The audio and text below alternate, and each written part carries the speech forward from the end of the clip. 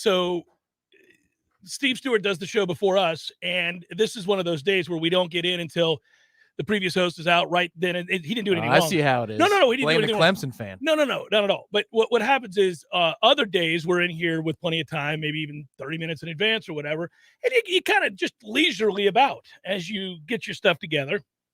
I like Fridays for that reason. Yeah. Fridays you can really ease on into the loosey-goosiness. Yeah. So what happens is you kind of ease on into it, and then you look up. You're like, 5 minutes showtime. I'll print this. I have this set up the way I want.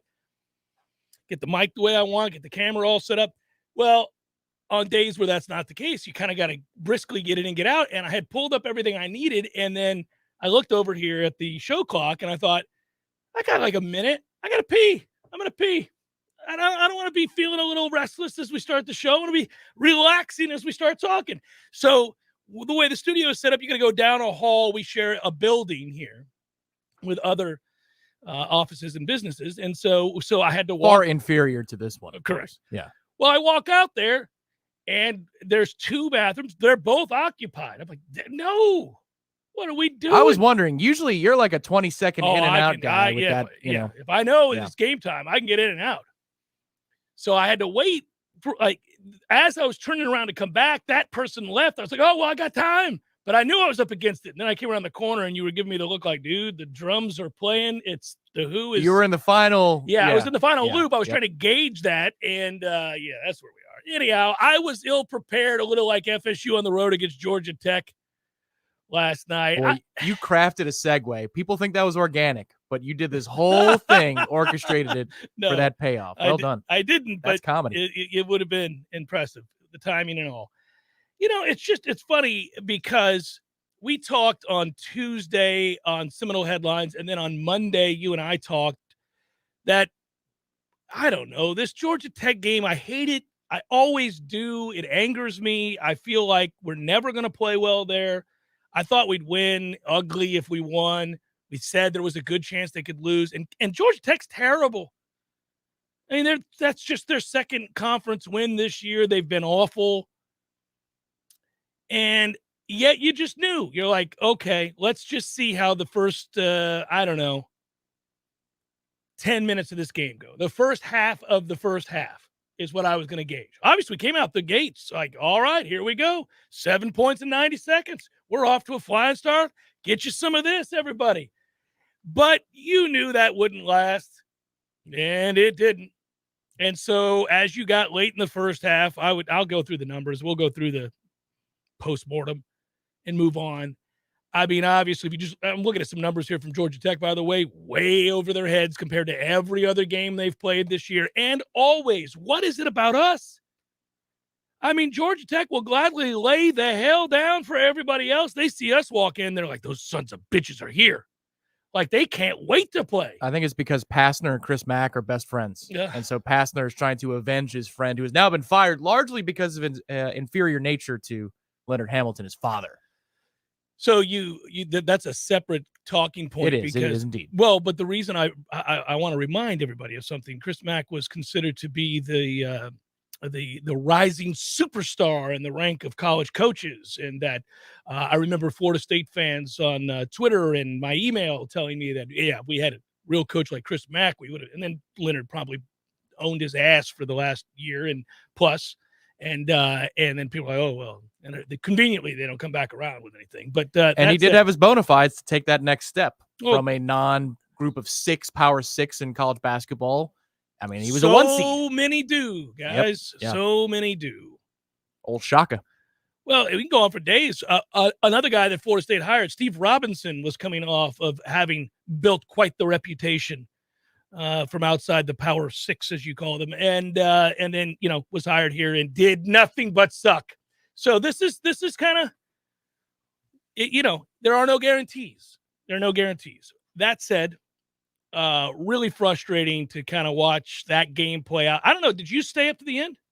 Yeah, I mean, because we got it down to 5 or 3 or whatever it was with a few minutes to go, and then promptly, things went bad again.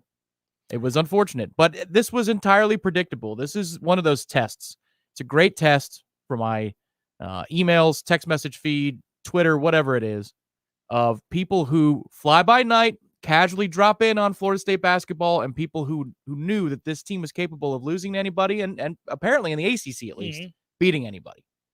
So if you've been around for the ride since November, you knew that this was imminently possible.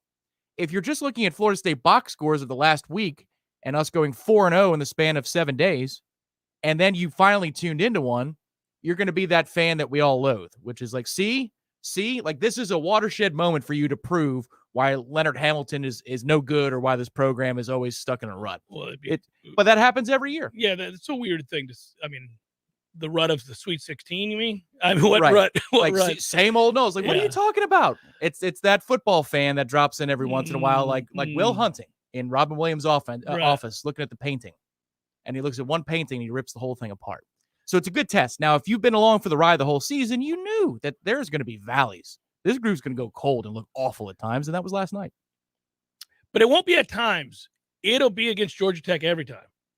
That's the more maddening aspect of this. Football the same way. I mean, it will be against Georgia Tech that kind of low-level performance is guaranteed. That's like you would have thought, oh, we'll see this in the rematch against Miami. They're a hungry team, a talented team. They're at home. It was just 11 days prior that they got upset in a frustrating fashion, a heartbreaking fashion. And then they probably thought, oh, okay, here's our chance at revenge. And then we come out and drop 40 plus on them and a half with dead legs. You're like, well, okay, that doesn't make any sense. But this makes total sense. Point is, and there's no getting around this. While you can, and we certainly both have acknowledged this, understand how it happened. You can be frustrated, but understand that it's not necessarily a great representation in totality of what this team is or is not. But it is a bad loss. It's the problem is it's a really bad loss for a league that is not well thought of currently, and I think for good reason. I don't think it's particularly strong this year.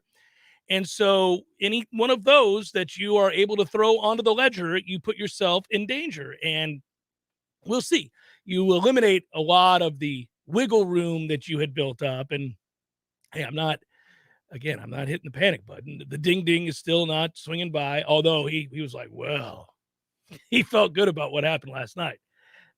But we'll be all right. Oh, he has to. I mean, with all that happened last week, you still have a net in the 50s, right? Oh, your net's never going to be great. Right. Because you don't get the opportunities. Yeah, the conference is going to hold you back. The team that you could do the most with and create the most, upwardly mobile leap in the net was Duke, and you beat them. You did. They're ranked in the top 10. They're also 14th in net and 11th in KenPom. So, the one opportunity you had to really garner some points, you did that. You did beat Duke.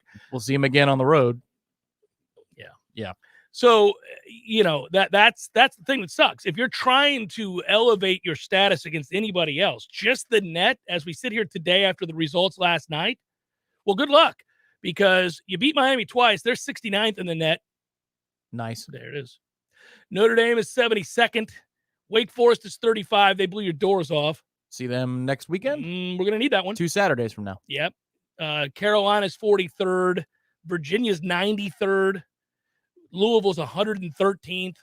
Hence, they told Mack to have a good day. Clemson's 73rd. What the hell? Syracuse is 105th. Boston College, 173rd. Pitt, 190th. Is the Boston College ACC experiment over yet? Can we just call it a day? Nobody would notice. I agree for the betterment of the conference, but I like the occasional trip to Boston, so I'd get rid of somebody else first. Schedule them as a non-con. That's fine. Well, you could get rid of Syracuse. I mean, if they're not going to sit here and do anything in basketball, they're 105th in the net. What the hell are you here for? You don't provide anything else? It's for the footprint and TV networks that really never materialized to anything. So 114th is NC State, Georgia Tech 148th, Virginia Tech 55th. They're as well thought of as any team that loses every time they play. They're 2-7 in the ACC. They've lost 3 straight games, and last night was a running kick to the cojones. If you saw the ending of that game, how many times is Miami going to get lucky like that? But they did. Anyhow, 55th in the net is Virginia Tech, despite not being any good at all. 10-10. Well, Careful, they're coming to town on Saturday. I'm just saying they're 10-10. The record's the record, and they've lost 3 straight conference games, and they're not good. They're in last place in the ACC. By definition, they're not good. And yet, 53rd in the net or whatever. Wait, the net is shaky. The net just cares that you play good teams, not that you beat them ever. Right, yeah. Just that you play them. So it's good over and over again. We just don't need a COVID cancellation on Saturday. That's all. We just need to play the game against Virginia Tech. Mm-hmm.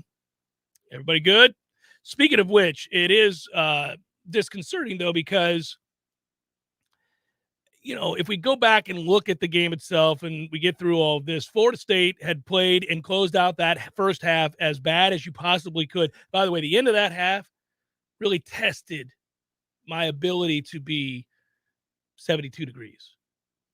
Just easy breezy. Just everything's all right. Because I figured it to be a struggle, but I was tired. It was a trying day yesterday. I was laying in bed to watch this game, and I was like, all right, I'm up. I purposely propped the pillows up on the bed so that I'd have to be seated up against the wall and awake, and I made it. But I thought, all right, I get maybe we're going to be down 5 at half. Maybe we'll be up 2. It'll look ugly because it's us against Georgia Tech. But the last couple of minutes of that half where we're just looking like a-holes, and they're going berserk, tested my ability to just not say anything, calmly get up and get a glass of water and come back to bed without maybe frightening the dogs or scaring my wife or anything like that. I didn't utter a word, just calmly, okay, all right, I see that's how it's going to be. A little 16-5 run to close out the half for Georgia Tech, and we're just going to throw it all over the lot. That's something that drives me nuts is the turnovers. Like out of nowhere, just could not stop turning the basketball over. It's bizarre.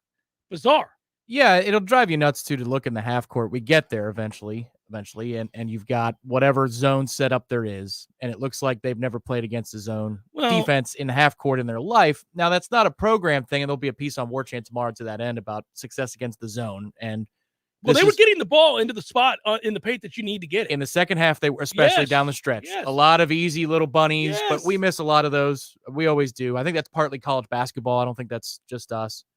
But the hard part is when you see guys panic. And there was a lot of times at the top of the key, there was distribution issues. Even if we didn't turn the ball over, it's like, oh, that would have hit the scorer's table if Evans didn't have quick hands. Mm-hmm. Things like that. And this is what happened in the second half against Miami.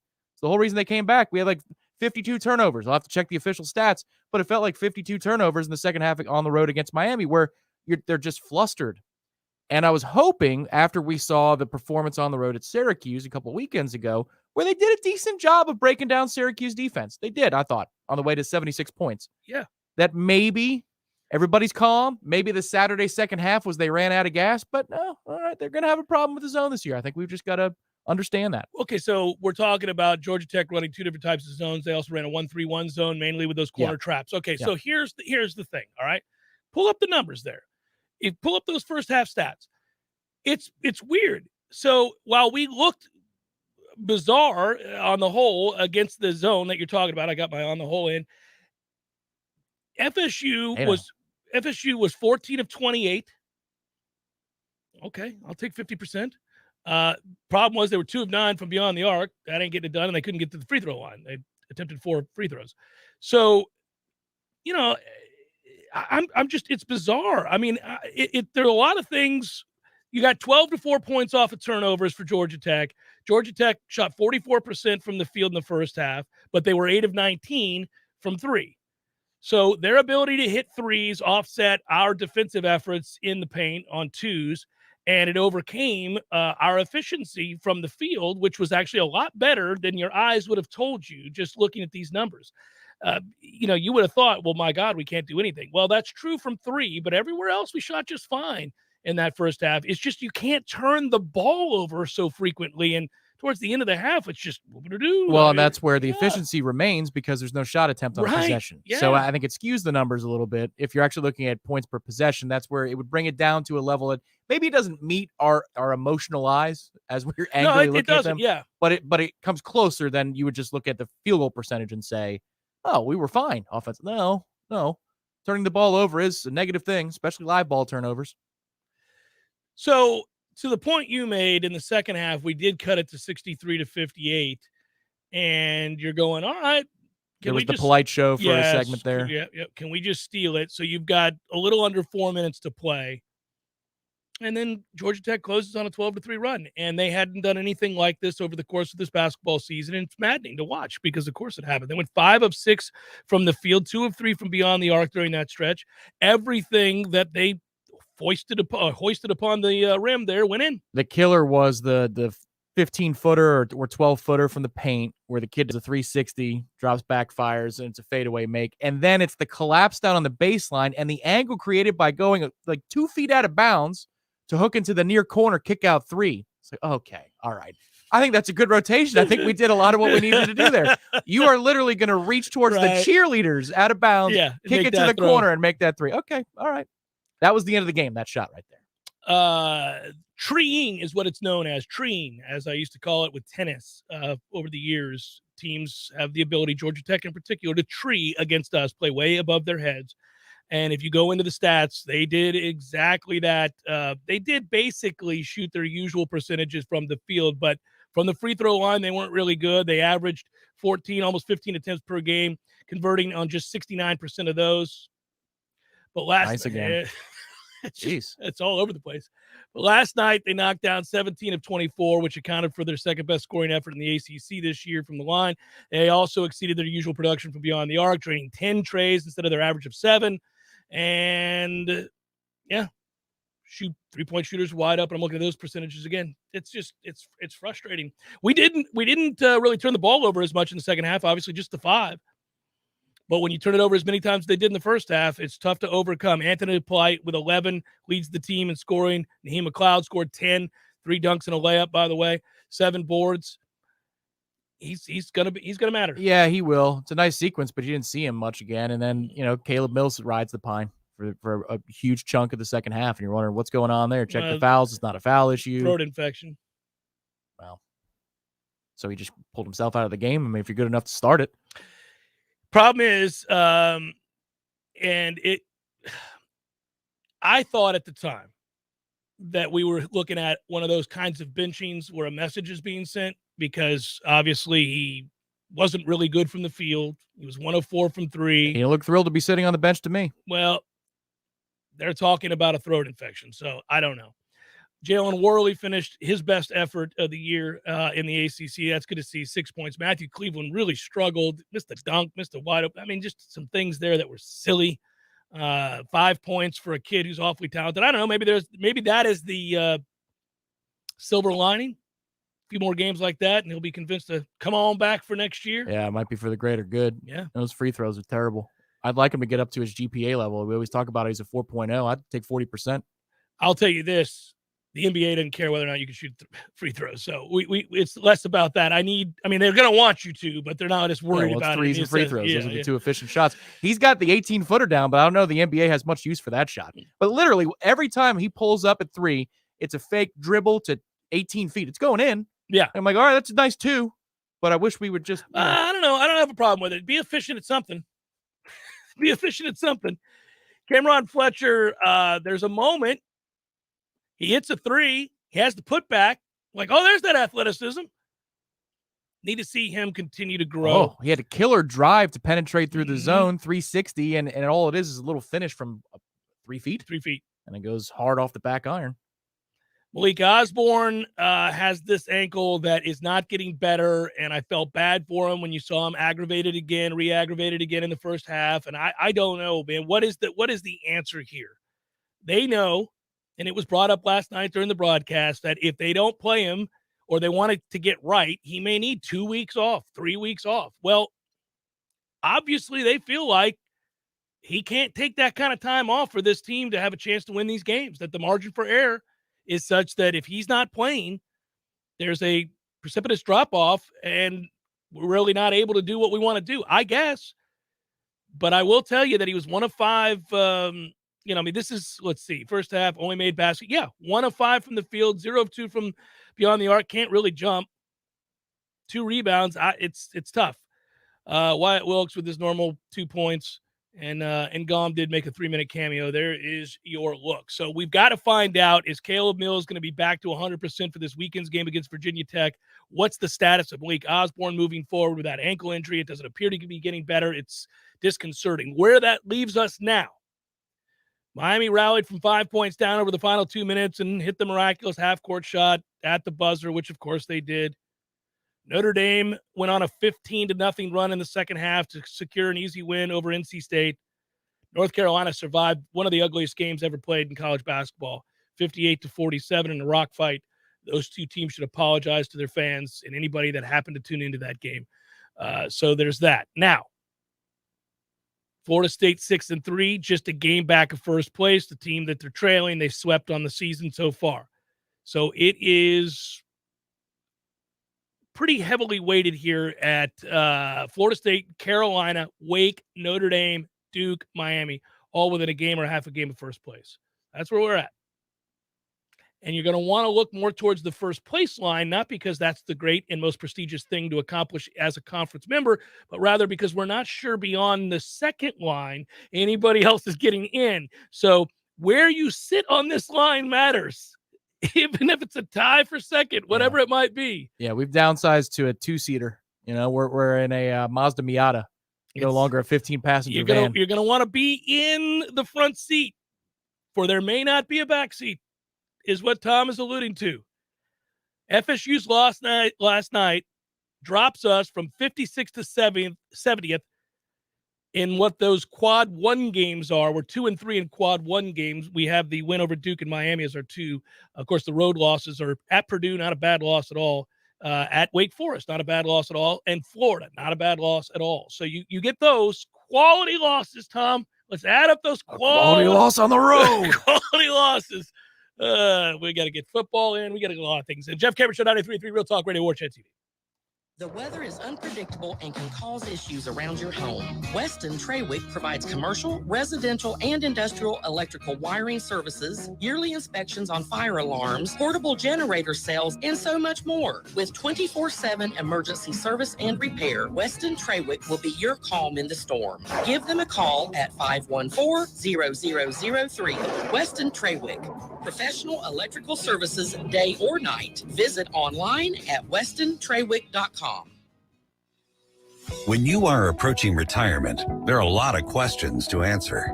Do you have enough money to fund your income for life? How should you claim Social Security?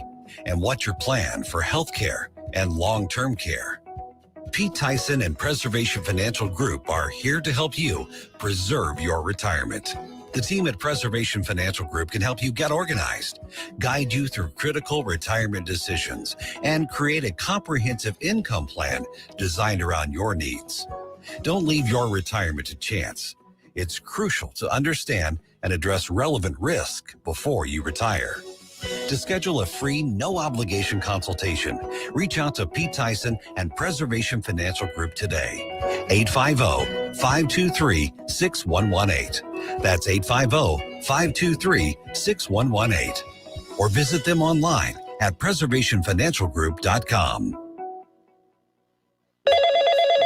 Thank you for calling the Medicare Help Desk. How can we help you? Can you help me choose the right coverage for myself and my wife? We sure can. We can help you choose from Medicare supplements, Medicare Advantage, or standalone prescription drug plans from over 30 different insurance carriers. How much does it cost? We have a fixed income and can't afford extra expenses. At the Medicare Help Desk, the consultation is completely free. We are here to help. Thank you, Medicare Help Desk. Hi, this is Justin Colvin, founder of the Medicare Help Desk. In my 17 years of experience, I routinely speak to seniors who are overwhelmed by the multitude of coverage options available to them. That's why I created the Medicare Help Desk, a place for you to get clear answers to all your questions and make sense of all the confusion. I've helped thousands of clients, and I live right here in Tallahassee with my family. I am active in my church and wish to help and serve my community. If you need help navigating the Medicare landscape, I'm easy to find. Just visit the MedicareHelpDesk.com. That's the MedicareHelpDesk.com. Hi, I'm Jeff, founder of Which Superior Sandwiches, and I'm here to tell you about our signature witch, the Wicked. Why call it the Wicked? Some say it's wicked tasty, some say it's wicked large. One thing's for sure, with oven-roasted turkey, ham, pepperoni, roast beef, and bacon, as well as your choice of 3 cheeses, it definitely takes you from wicked hungry to wicked happy in just a few wicked good bites. Only at Which Superior Sandwiches. On Wednesday, the Wicked is just $5. 5 meats, 3 cheeses, $5. Our friends at ISF work hard to help their clients solve the future. ISF is an integrated IT and management consulting firm located right here in Tallahassee, serving clients all across the country. With the new year upon us, ISF reminds you to create a clear strategy, optimize your process, and modernize your technology to meet all your goals in 2022. For more information, visit ISF.com. That's ISF.com. ISF, solving the future. We all want more energy, more strength, more results. Well, welcome to Orange Theory Fitness as you take a step towards feeling more alive today. Backed by science, Orange Theory's heart rate monitored workout is scientifically designed to keep heart rates in a target zone, spiking metabolism and increasing energy. Orange Theory Fitness is a one-of-a-kind group personal training workout resulting in more energy, visible toning, and extra calorie burn for up to 36 hours. Experience a more vibrant life today with Orange Theory Fitness. To find out more, go to orangetheoryfitness.com. The Jeff Cameron Show, brought to you by Orange Theory Fitness. 2 Tallahassee locations, Midtown on Thomasville Road and Northside in the Village Common Shopping Center. Online at orangetheoryfitness.com.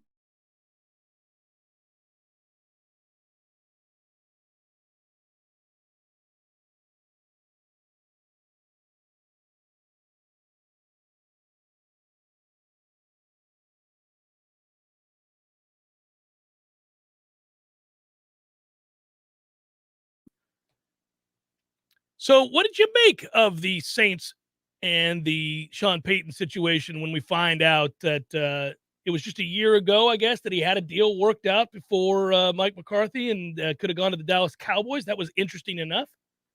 Is this the effort to sit out a year, take the job that will surely be open after this next season when Mike McCarthy screws it up again? Yeah, I think it's a situation where as long as Jerry is with us at that time, when they're done with Mike McCarthy, then Peyton's going to arrive to save the day. And Jerry can't wait for that press conference already. I got to give Sean Payton credit in this regard. The press conference was him pleading for a job. That was bizarre. Oh, yeah.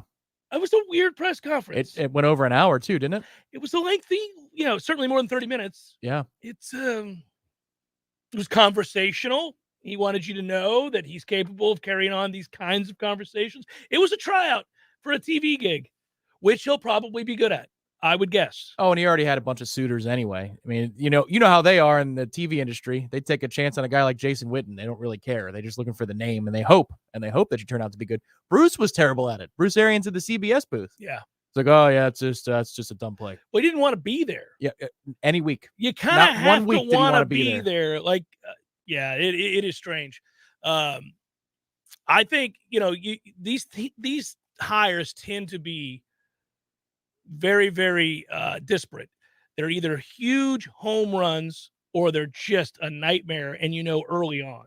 I always wonder, like, how was it with the Jason Witten tryout tape that somebody didn't go, well, this is not going to work, Bob. We're going to have to not hire Jason Witten. He's terrible. This isn't good. It's weird to me. Yeah, and then there's the guy who's just all about branding. Bob, we put Booger McFarland with him.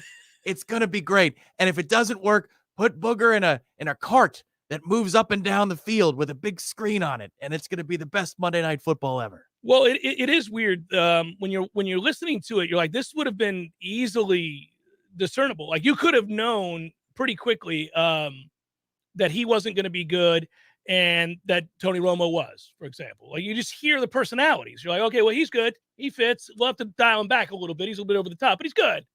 And other guys, you're like, Well, Romo got the express pass all the way to the top broadcast team. So they must have worked him into whatever, the simulated booth. That's so weird, too. Basically, you're in a studio. There's a live video feed. I guess in COVID times, it's kind of like normal if you were at a remote broadcast. Right. But that must have gone so well that they said, Phil, you're going to New York or you're leaving the company. We don't care. You're going to be on the halftime show. or you're not going to be somewhere else. But you can't stay here. That's Nance's guy now. Yeah, so I would tell you that what's his face is probably, and he's done so well I can't remember his name. The former Kane tight end. Yeah, Greg Olson. Yeah. Yeah. Olson is phenomenal. Phenomenal. He instantly became my favorite color analyst. And that team is sensational. Yeah, Burkhart's really good. Burkhart's really good. Yep. And they work well together, and it's intelligent, and it's well-paced. Everything about it's wonderful. The only thing about the Mets organization that they really just crank out talent left and right is broadcasters. Not a good sign. Well, he's great. I mean, he's great, and they work really well together, and Olson is fantastic. But back to Sean Payton for a moment. It's interesting, too. I think we talk about this all the time. We as fans and as just consumers of the National Football League, we're always looking at the storylines, and we're looking ahead to who's the emerging superstar, who's the franchise that's about to take a nosedive, who's the one would you – well, when you have 9 coaching jobs come open, every I almost said FSU fan, every football fan likes to sit back and envision, well, if I got that job, what would I need? So what's the best job available? Well, do you want the Denver job where you're a quarterback away, maybe? Do you want the New Orleans job where got some salary cap issues, little uncertain at quarterback, some other things, right? So you go through and you weigh all these, and meanwhile, Jacksonville fans are like, look at us. I mean, it's just brutal. But when he walked, the other thing that we do is we always say, well, if we're able to see the writing on the wall about what wins in the NFL currently and what doesn't, and who's a free agent, who's not, positions, strengths, weaknesses, certainly at some point when you're self-scouting as a coach, you have to sit down and be like, okay, our offense is a long ways away. I've got guys that are leaving, other guys that are getting long in the tooth.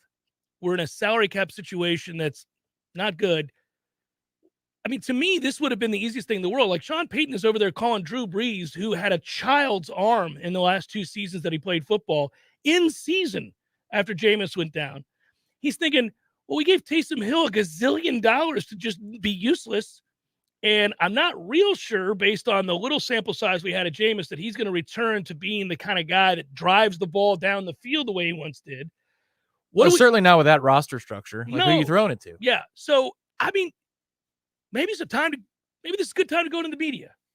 Maybe this is a good time for me, Coach Payton, to join the ranks in the media. A little reset button. Yeah, hit a little reset button, go home, take a cush TV job, make a ton of money, survey the landscape, and then pull the trigger. He could even turn down the Cowboys gig, when it comes up in a year or two, and still get a great job offer 5 years from now. Remember, that's what happened with Bill Cowher.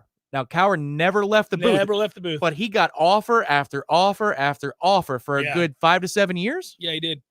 The longer you're removed from the sideline and the day-to-day interaction and the hell that you put on your body and your family to be a coach, the more likely it is you stay away permanently.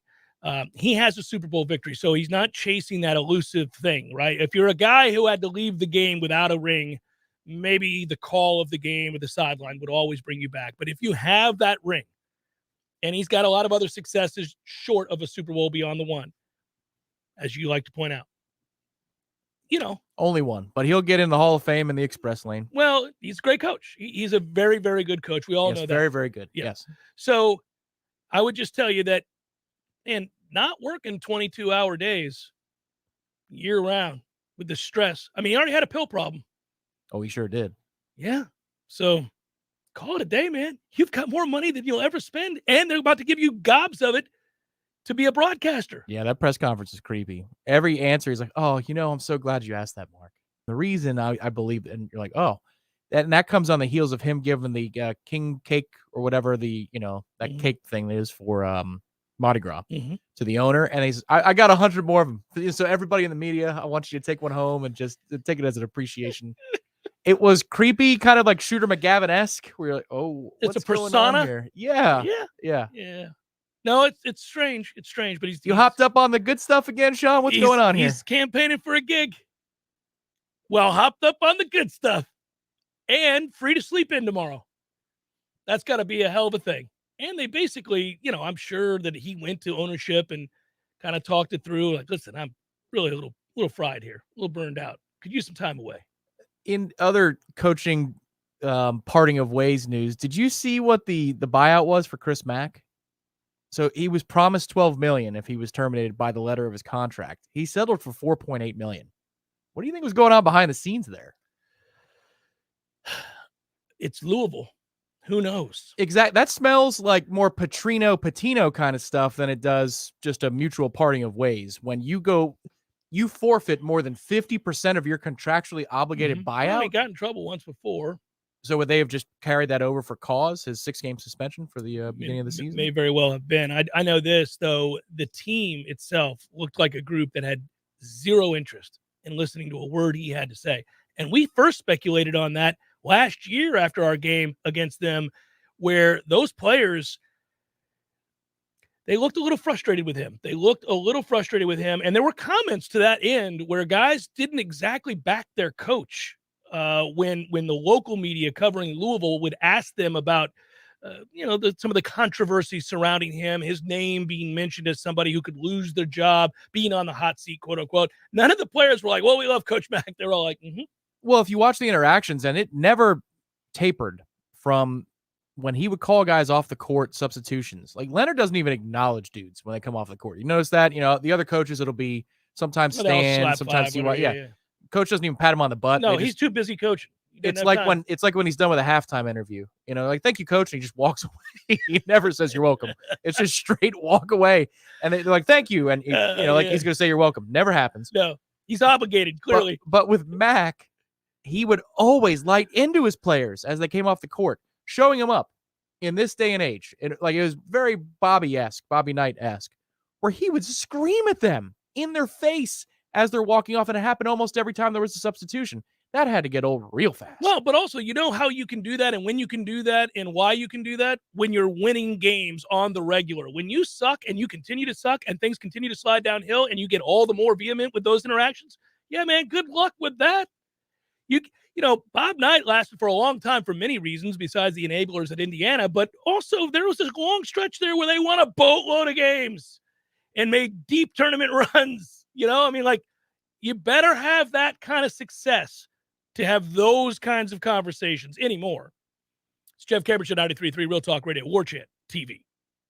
Your local news now. A vehicle accident in Jackson County leads to the location of 2 missing juveniles. On Tuesday, an SUV was traveling southbound on 231. The driver of the SUV, a 14-year-old male of Kingsport, Tennessee, failed to stay inside his lane during a turn and collided with the truck's front bumper. The 14-year-old driver and the 15-year-old female passenger fled the scene on foot. A search ensued, and they were located a short time later. Both teenagers were reported as missing juveniles by the Kingsport Police Department in Tennessee. Tallahassee City Commissioners voted unanimously on Wednesday afternoon to include the Sheridan Center for the Arts into its master planning for the Northwood Center site. Michael and Judy Sheridan previously proposed a performing arts center with a green space for outdoor festivals. The Sheridans would cover all costs associated with building and running the center. Once complete, it'll serve local performance and music-based nonprofits, local universities, and Leon County Schools education programs. This is Rachel Lene with your Real Talk 93.3 local news update, brought to you by Macklemore Systems, Tallahassee's go-to Mac store. Check them out online at MacklemoreSystems.com.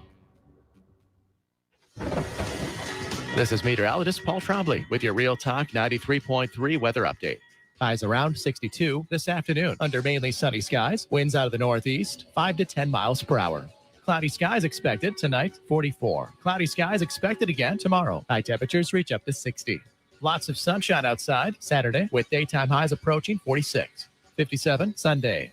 This report is brought to you by the Lawn Johns. For all your landscaping and lawn care needs, visit thelawnjohns.com. Right now, 61. This is Dr. James Ryan Finn from Finn Chiropractic. The number one myth about chiropractic is you don't have to take care of your spine until it hurts. Most patients come in with symptoms, neck pain, back pain, headaches. Those are not the cause of your problem. That's the result of your problem. So unmask the cause of your problem at Finn Chiropractic through the Phenomenal Health Examination. So if you're a loved one or having neck pain, back pain, or headaches, don't mask the symptom, unmask the cause at Finn Chiropractic, because your chiropractor loves you and there's nothing you can do about it. If you weren't the owner of Gordo's and all those wonderful restaurants, Eddie, what would you be doing? I think I don't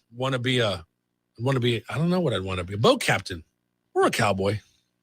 You know how to use a lasso? No. You'd have to do that if you were a cowboy. Yeah, but I've never even been on a horse. It's not my place to be on a horse. I agree. And the horse thanks you. Gordo's, bringing the flavor and flair of Cuban food to Tallahassee since 1996. Here's what you missed on the Greg Tish Show. Chattanooga, Tennessee. Pastor Tabner was alone with a female church employee. She in a towel and he in his boxers. The charismatic 41-year-old Hurley explained the two of them had been making chili and gotten food on their clothes. With the hot dogs that they were making, we are hoping that the pastor used the right condiments. I think there was at least one hot dog involved. I don't know what you're talking about. We were just making chili dogs. The Greg Tish Show, Monday through Friday, 6 to 9 a.m., only on Real Talk 93.3. The Cameron Show is a production of the Warchant.com Multimedia Network. Check out Warchant.com today for the latest news inside Florida State athletics. That's Warchant.com. Now, back to Jeff on Real Talk 93.3.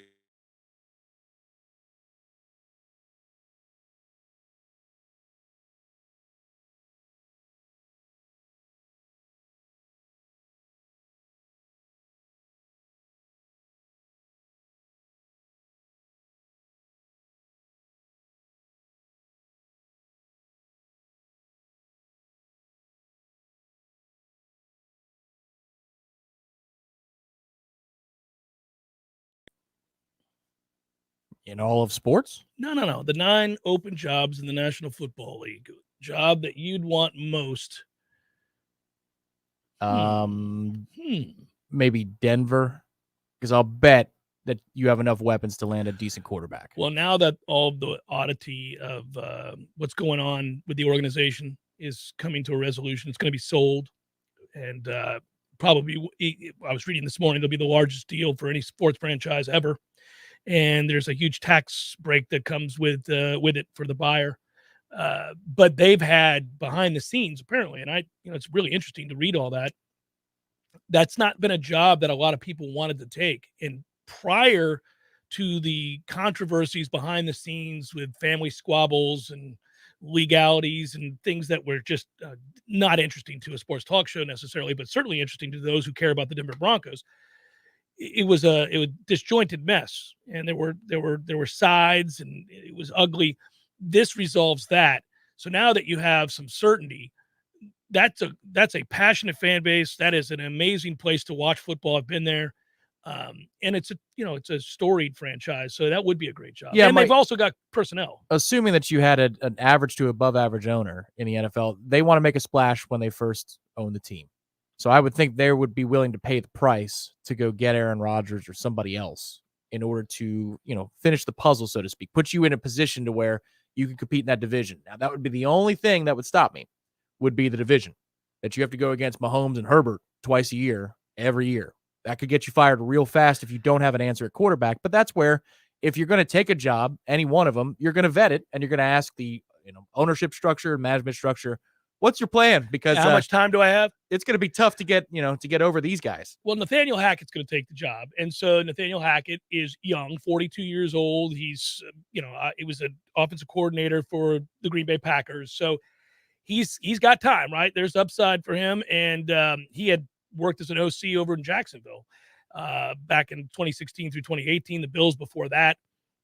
But you're right. That's exactly what you would say. And it is a problem.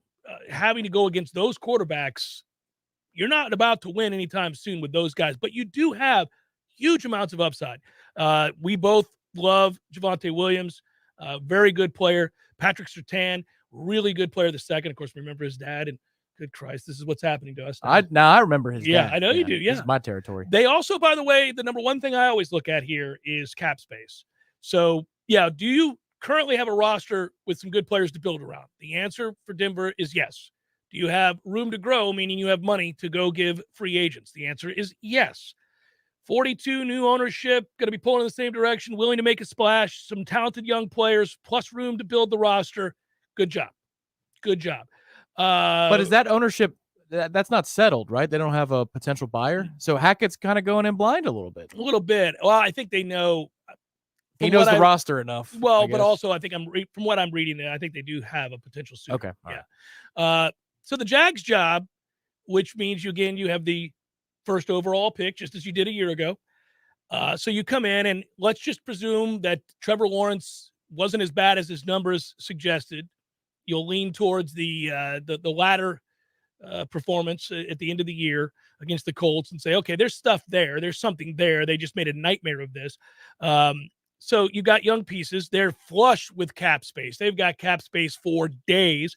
You have an owner who desperately wants to win, doesn't really know how necessarily, That's important. but he desperately wants to win, and he is certainly willing, as proof of what he's committed to with restructuring the state-of-the-art team facility and all that. So they're trying to find a way to turn this to a destination franchise as opposed to an outlier that nobody, half the people forget are in the league. I don't know that you come in to a place that is reeking of failure and frustration, but you have nowhere to go but up. Yeah, I think you have more time because Urban lasted a year that might actually get you a fourth year if you're not good. So if you're looking for job security, they're not going to fire me if I take the Jags job unless I am in Columbus, Ohio, and there's a co-ed hanging all over me. They're not going to fire me within 12 games, 15 games, let alone 2 years. It's probably going to be 3-4 years that you get a chance to run up the bill and see what you can do. You want to be a hero? Take the Miami Dolphins job. You've got some good pieces, not a quarterback. Terrible owner. Well, you got to get in with Chris Greer, the GM, who's allowed to stay after every coach gets fired. So clearly he's the dude. He's buddies with the owner in a way that you never can be. Clearly. Who loves Tua. Like, so you don't really get to choose your quarterback, at least for another year or two. Well, I'd be asking about that. Like if it was a mutual admiration society and towards the end of the interview, we got to where we're talking turkey and I have a chance to take over here because I have a team that fights and some tough players on defense and some things I like, right? But I obviously don't have a quarterback. So here I sit and now I've got to ask the $1 million question. That is coming up. I'm not taking a job where I don't get to say who's my quarterback and I'm saddled with this limp arm. So I'm not, And how long is that going to last in Miami? I mean, again, Flores built a good thing. That defense is very good, but for how much longer? So you've got. Are we ranking them pretty far down the list of jobs because of all the stuff that we just mediocre vetted? to below average? I think they're right there with Minnesota in that mediocre to below average because, again, there's a window that's closing. They've got to get rid of Kirk Cousins. That would be a precondition to my signature for the Vikings. That's $42 million on the cap. You got to get rid of him. I can't. No, it completely hampers everything we do. So because of the circumstances, those markets would be great if you're a winner. If you can win in either of those markets, it's going to be awesome. Denver's still at the top of the list. That's where also Jacksonville, there's a negative strike on that. Like if we're a winner, I don't know. Oh, I think they'll show up. They're starving, man. They'll show up. They just don't. They don't want to be run by clowns. They just don't want the buffoonery that we've seen over there in Jacksonville for so long. Show them signs that you're etching towards being competitive again. They showed up the year that they were a playoff team and were that close to going to the Super Bowl. Neither Minnesota nor Miami are lower than the Giants, though. That's like bottom of the barrel. Yeah. No, thank you. Well, but I will say 2 markets that have job openings that if you win, you are forever beloved in a city in which there is an awful lot to do and a lot to see, and that is New York and Chicago. Now, the Chicago job is interesting. It all, to me, would stem around whether or not you think Justin Fields can play. And I don't know. I don't think any of us do after this year. It was a weird, poorly managed Matt Nagy year. The one good thing about that, if you're a defensive coach, you can go there, he can flame out and be a failure. And then you get your guy. You're not blamed for it. You're not blamed for it. You're going to get one more strike. Yeah, they're hiring the guy from the Colts, the defensive coordinator. And I think it's interesting in an era of offense dominating the game across the board. For the most part, the teams that have the chance to year in and year out dominate the sport have uniquely gifted, high-flying offenses, incredible quarterbacks, and offensive-minded coaches. And you're bringing – now, I know Sean McDermott's the opposite. They had a great defense, but you saw what happened. It's hard to get stops when you're going against an elite, dynamic quarterback. And I don't know, man. 13 seconds be damned. I thought our finish against North Carolina back in 2016 was bad. Oh, my God. Never seen anything like it. Yeah, the Minnesota job's way down the list. I get it. I love their fans. And There's too much noise in the system. That defense is older. The key pieces are older. Dalvin, as a running back, second contract, I'm assuming that he won't be there for my full first contract term. 4 years, 5-year deal that I'm signing. He's not going to be around for that whole thing. You have Diggs. That's about it. And the O-line is getting better, but that's all you got. So We rank the Saints pretty close to last on the job openings because of salary cap issues. You don't know what's going to happen with Michael Thomas. You're not real sure who your quarterback is. If Brady retires, it's not such a bad job for you to take in New Orleans because then the division's wide open. Nobody's any good. Yeah. The problem is, again, that's a defense I think that's getting old because that's you could win immediately, get to a wild card if you find your quarterback, find a solution. Yeah, and I was wrong, by the way. The worst job opening is the Texans job. I mean, what are we going to do here? Hands to the sky. What are we doing with these? They just fired a guy after 1 year. Yeah, that's a toughie. He didn't do a terrible job. He got to kiss my ass on Main Street. Yeah, that's a great that wasn't moment. A terrible. I mean, you don't have Deshaun Watson. You win 4 games. It's not bad. The problem is, again, you have a situation where, am I going to have Deshaun Watson? No, it doesn't look like it. Looks like no matter what, he's not coming back to the Texans. Hell, he didn't want to go to the Texans before we found out that he was in love with getting massages. I didn't know that. Remember? Yeah, he wasn't coming back. He was holding out. Oh, no, I thought you meant in the draft process is what you're saying. No. I'm saying Deshaun Watson was not coming back to the Texans regardless, and this was while he was holding out. We knew he wasn't coming back, and then we find out that. I don't know where he's going to be, but they don't have a quarterback, so they're screwed. Not a great year to draft a quarterback. That's a fun exercise. So we're going to Denver. I think we're going to Denver. Yeah, I think we're going to Denver. Hour number 2, fourth company. Stay with.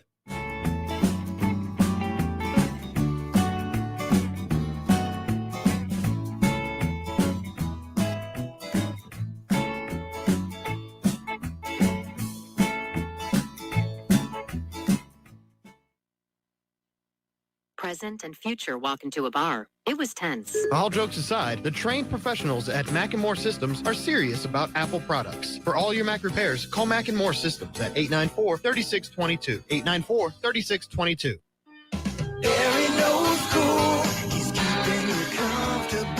This is Kyle, Service Manager from Barano Heating and Air. Schedule an appointment from your mobile device to learn about our Total Comfort Service Program. With guaranteed same-day service, 15% off necessary repairs, and $25 berry bucks to use towards air filters and other products. Turn to the experts at Carrier and Barano Heating and Air. Any day, anytime, anywhere. Online at baranoac.com. Florida license CAC 181686. Just ask your doctor. The vaccines are our best defense against COVID. If you're 12 or older and you've already gotten yours, now you can give yourself a boost with a COVID booster. It makes the protection you already have even stronger. We can do this. Find boosters near you at vaccines.gov, paid for by the U.S. Department of Health and Human Services. There was a time when a person's word was enough, a time when a handshake meant something and integrity really mattered. Farm Bureau Insurance continues to live by these principles. That's our pledge, and it hasn't changed since the day we got started. You deserve more. You deserve a promise. I'm Andy Cohen with Florida Farm Bureau Insurance. Please call me at 850-671-FARM. That's 671-FARM. From Hurricane Kate to Hurricane Michael, Tallahassee has been through a lot, and we've been right here with you because helping you is what we do best. Progressive Snapshot can save you money based on how you drive and how much you drive. So the safer you drive, the more money you could save. Now, if you didn't hear that because you were looking at your phone while driving, let me say it again. Seriously, put down your phone. That is so unsafe. If you didn't do stuff like use your phone while driving, you could save money with Progressive Snapshot, but saving or not, just put it down. And if you did hear it the first time because you weren't looking at your phone, nice work. You'd love Snapshot from Progressive because it rewards safe drivers. Progressive Casualty Insurance Company and affiliates. Snapshot not available in California and North Carolina or from all agents. A secret to sticking with your goals? The right gear. Which is why I went on Kohl's.com and got an Adidas hoodie for under $45, picked up some Nike sneakers, and got a new fleece from Tech Gear for just $12.99. Oh, you can also get an extra 30, 20, or 15% off with your Kohl's card and get free store pickup. If only exercising was this easy. Select styles, Adidas and Nike coupons not apply. Ends January 23rd. Some exclusions apply. See store or Kohl's.com for details. There's fun to be had every night at the Corner Pocket. Take-home prizes on Trivia Tuesdays and Beer Bingo Thursdays. And kickstart your weekend with Martini Fridays. Plus, happy hour runs every weekday and game day specials every time the Noles take the field. Watch all the best games at the Corner Pocket's Vegas Wall, featuring 560 inches of flat-screen TV heaven. Oh, really? The best food, the best drinks, and the best place to watch all the games. Tallahassee loves the Corner Pocket. Coming up next, more of the Jeff Cameron Show. Live and local on Real Talk 93.3. WVFT, Gretna, Tallahassee. Breaking news this hour from townhall.com. I'm John Scott. The search is on for a replacement for liberal Justice Stephen Breyer now that he's announced he's retiring from the U.S. Supreme Court.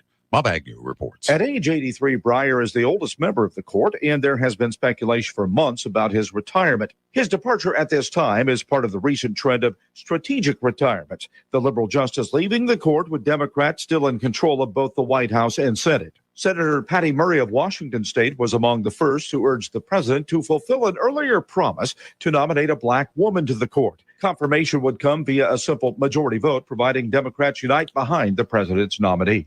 Bob Agnew reporting. Also at townhall.com, attorneys say a teenager charged with killing 4 students at a Michigan high school will pursue an insanity defense. This should lead to mental health exams for 15-year-old Ethan Crumley, who is charged as an adult with murder and other crimes for the shooting at Oxford High School on November 30th. Correspondent Ben Thomas reporting the U.S. economy grew last year at the fastest pace since 1984. The Commerce Department reports the gross domestic product grew at 5.7% in 2021, finishing off with growth in the fourth quarter at a 6.9% annual pace. Economists are expecting the expansion to continue in 2022, but the pace is expected to be slower. The International Monetary Fund forecasts the nation's GDP growth will slow to 4% for 2022. Fewer Americans applying for unemployment benefits last week following 3 straight increases that economists blamed on the surge of cases of the Omicron variant. The Labor Department says jobless claims fell by 30,000 last week to 260,000. Stocks giving up early gains turned mixed and are now lower. The Dow is down 20 points and the NASDAQ off 83. More at townhall.com. Let's ring in the new year by checking off an important to-do. Your old videotapes and photos are fading as each year passes. VCRs are becoming extinct, and the clock is ticking to save your family's most cherished memories. Hi, I'm Adam Baselock. And I'm Nick Mako. We started Legacy Box to help you preserve your captured moments by converting all your videotapes, photos, and even film reels into perfectly preserved digital files. Legacy Box is the easiest resolution to do and can be done in minutes. Just fill your Legacy Box, send it in, and we'll send it back with your memories perfectly preserved. Legacy Box is the world's largest digitizer of home movies and photos. All the work is done right here in the USA, and over 1 million customers have trusted Legacy Box. Let's kick off the new year right by rescuing your memories that haven't been watched or enjoyed in years. Order your Legacy Box today. Go to legacybox.com/LBox for 40% off your Legacy Box. That's legacybox.com/LBox for 40% off. legacybox.com/LBox. That is the smell of amazing barbecue from Highway 27 Grill and Barbecue. There's only one thing that could possibly make Kenny's Amazing Barbecue better, and that's an ice-cold adult beverage. Now you can do just that. Pair an ice-cold beer with all your Highway 27 Grill and Barbecue favorites. Highway 27 Grill and Barbecue, 1 mile north of Havana. Get your fill at the grill. We all want more energy, more strength, more results. Well, welcome to Orange Theory Fitness as you take a step towards feeling more alive today. Backed by science, Orange Theory's heart rate monitored workout is scientifically designed to keep heart rates in a target zone, spiking metabolism and increasing energy. Orange Theory Fitness is a one-of-a-kind group personal training workout resulting in more energy, visible toning, and extra calorie burn for up to 36 hours. Experience a more vibrant life today with Orange Theory Fitness. To find out more, go to orangetheoryfitness.com.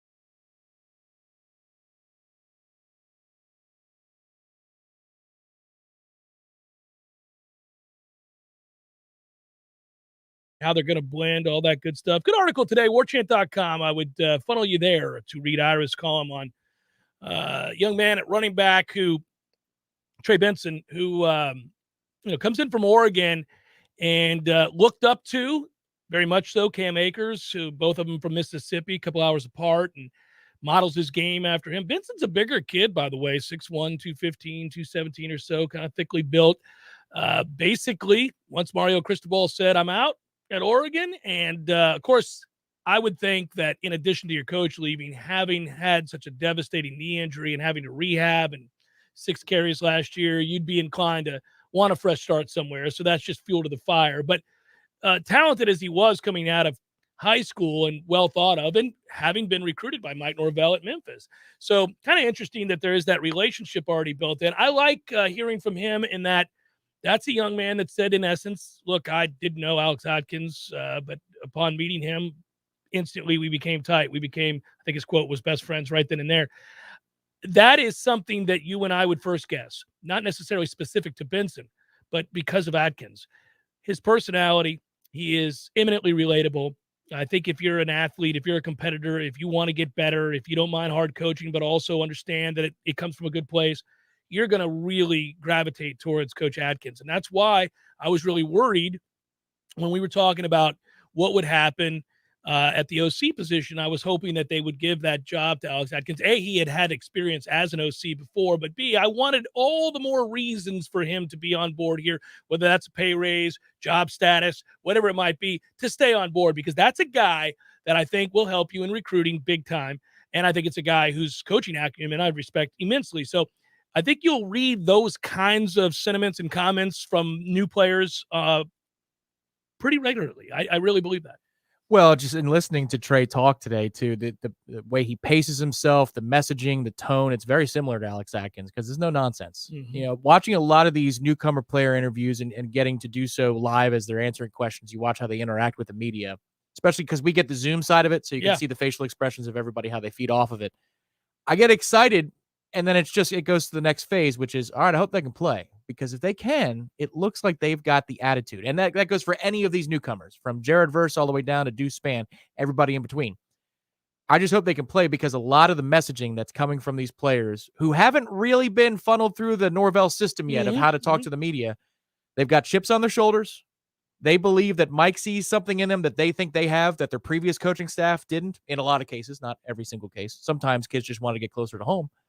But they've all got that edge greedy to them. Vance just wanted to be closer to home. Right. Yeah. But they've all got that edge to them that you're looking for. And that's something that I go back to the first summer workouts. It's escaping me, the name of it, the Klein, whatever. Yeah. But they were all small, all those players. And walking out of that particular practice that day or that workout, I thought, these guys better be angry.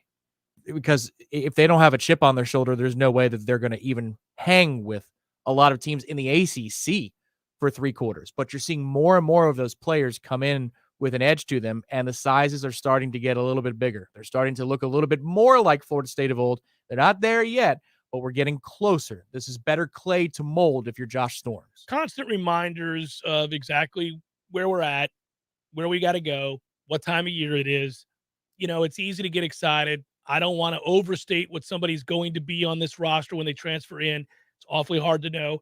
But I also don't want to ignore what they had to say, what it reveals about their personality, how we think it helps them blend or not with the current segment group that they're committed to. I mean, all of that matters. So you're weighing all of this. This is what you do when you're in the process of building. It's what you do when you're in the process of growing, when you're obviously in the climb or on the climb. When you're doing that, we've talked a lot about it. Yes, ultimately, the things that matter most are wins and losses. But to get to where you want to go, all of the behind-the-scenes stuff has to be interesting to you as a fan. And for a lot of people, it's not everybody's cup of tea. I get it. I mean, for you guys, whatever. Go take it on down the road for a while and come back whenever. But for me, I'm immensely interested in how you arrive to where you want to be. Like, what are the steps that are taken that lead to the successes that we all celebrate as a group? And we did this with Jimbo Fisher. I got to do this on the air, in large part with you as well. Got to see all of this, got to watch it, got to see that first recruiting class that made a difference.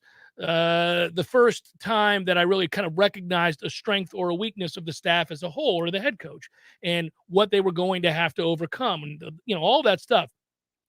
And so when you finally do have the success that ultimately they did, and that we're hoping Mike Norvell and his staff do, you feel like you're part of it. You feel like you have invested the time. No, not like they did. No, not in the weight room like they have to. Not like the kids that give up so much to reach those goals.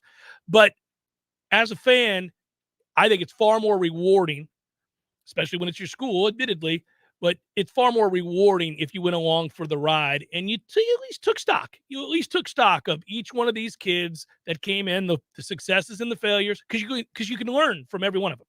You can learn from that process. And the transfer portal is so new that you're constantly having to learn what works, what doesn't, why.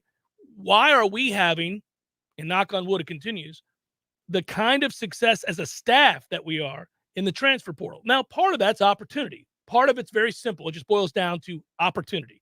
We have spots available for kids that can play.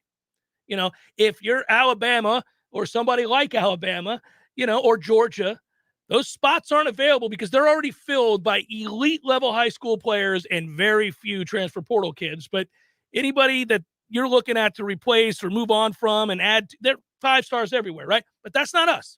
We're trying to get to that place. So we have availability. We have room to grow.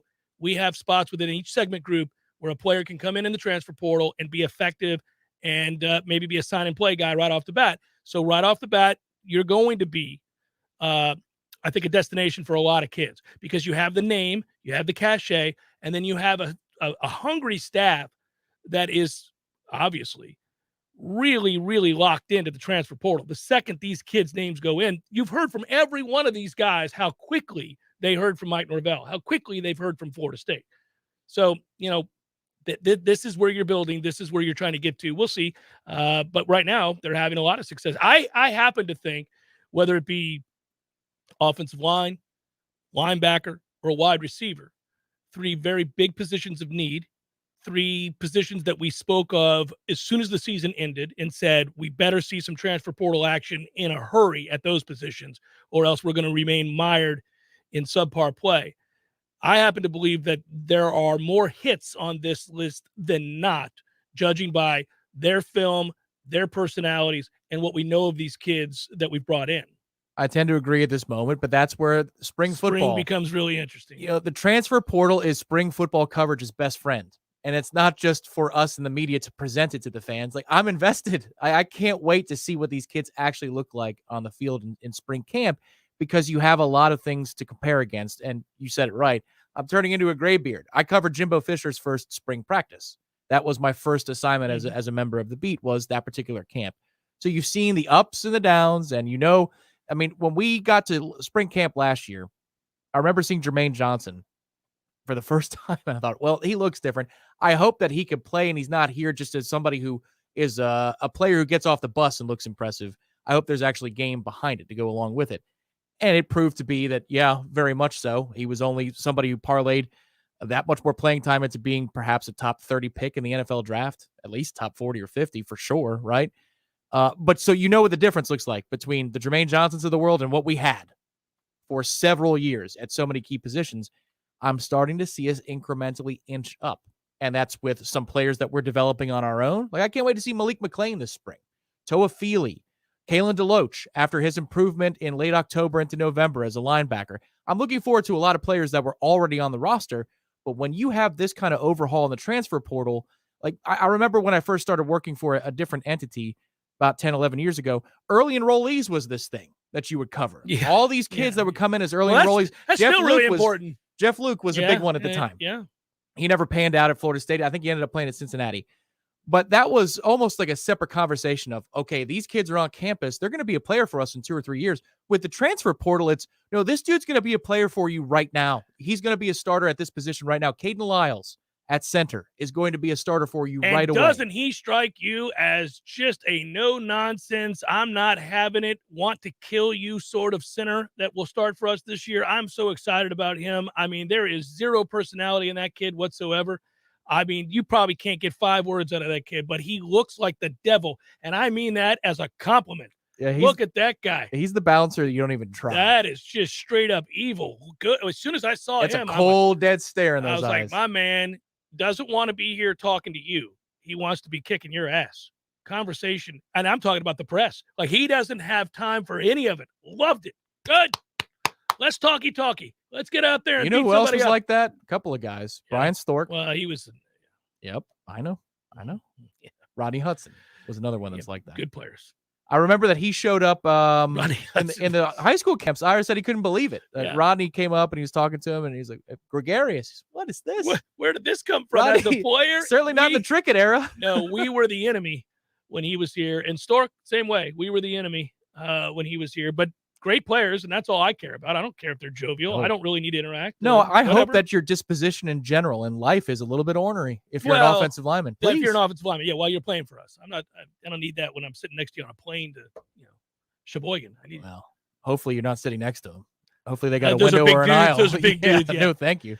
Yeah, I hear you. And I love it. It made me smile to see that.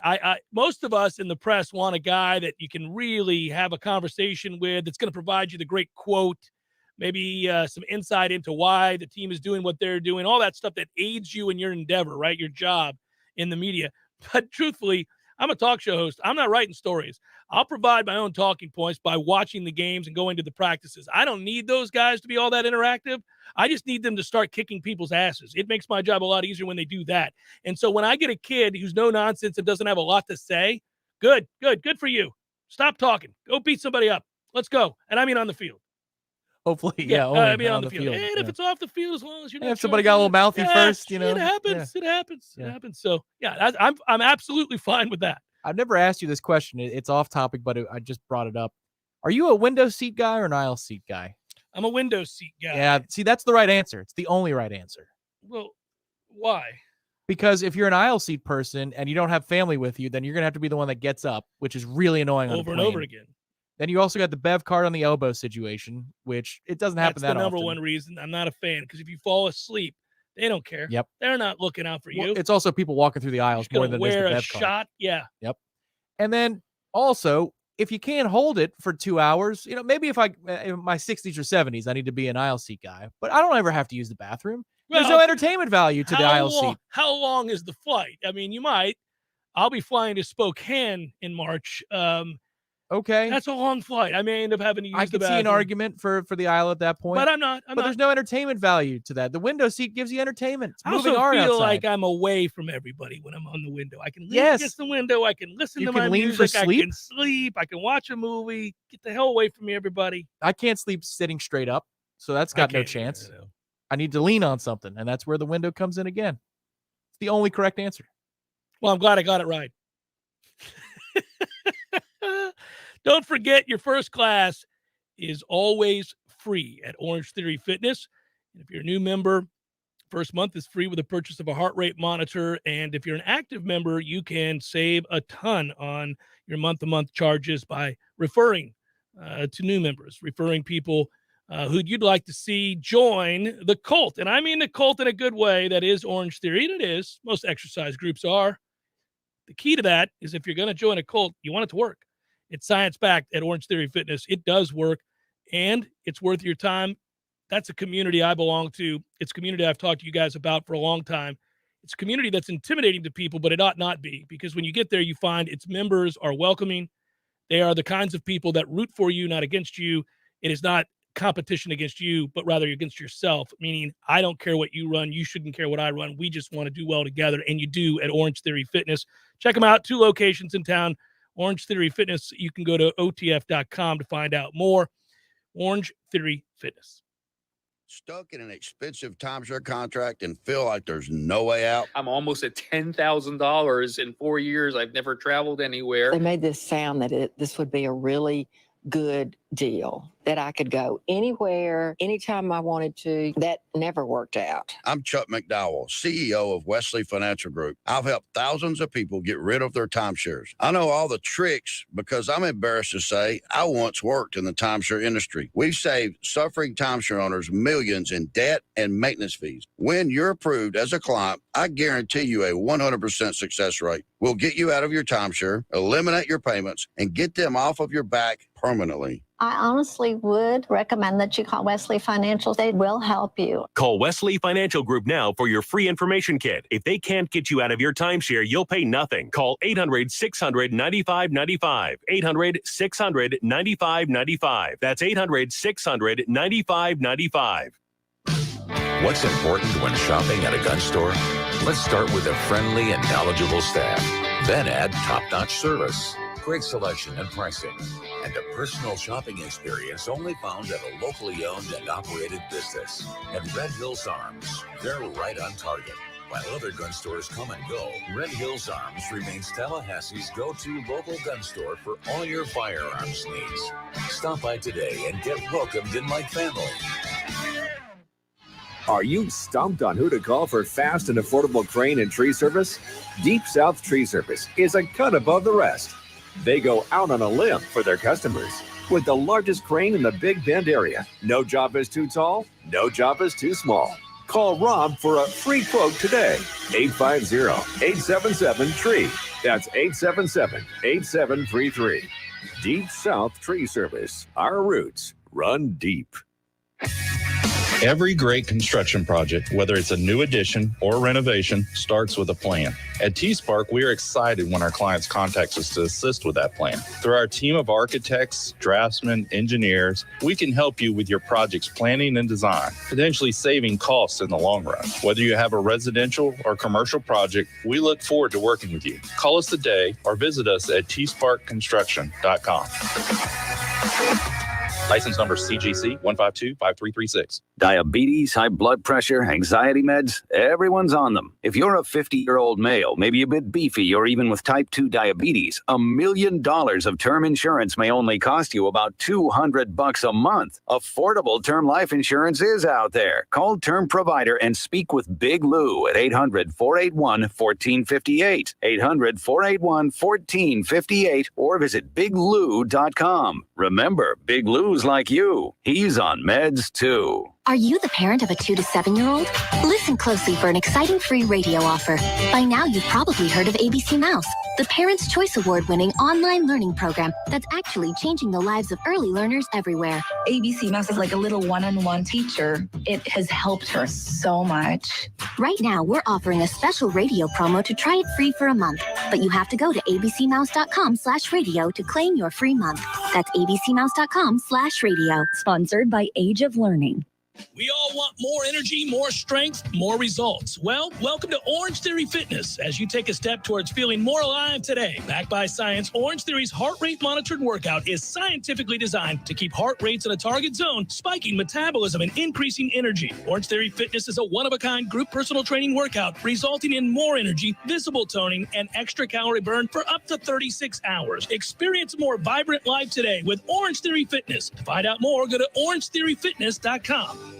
The Cameron Show is a production of the Warchant.com Multimedia Network.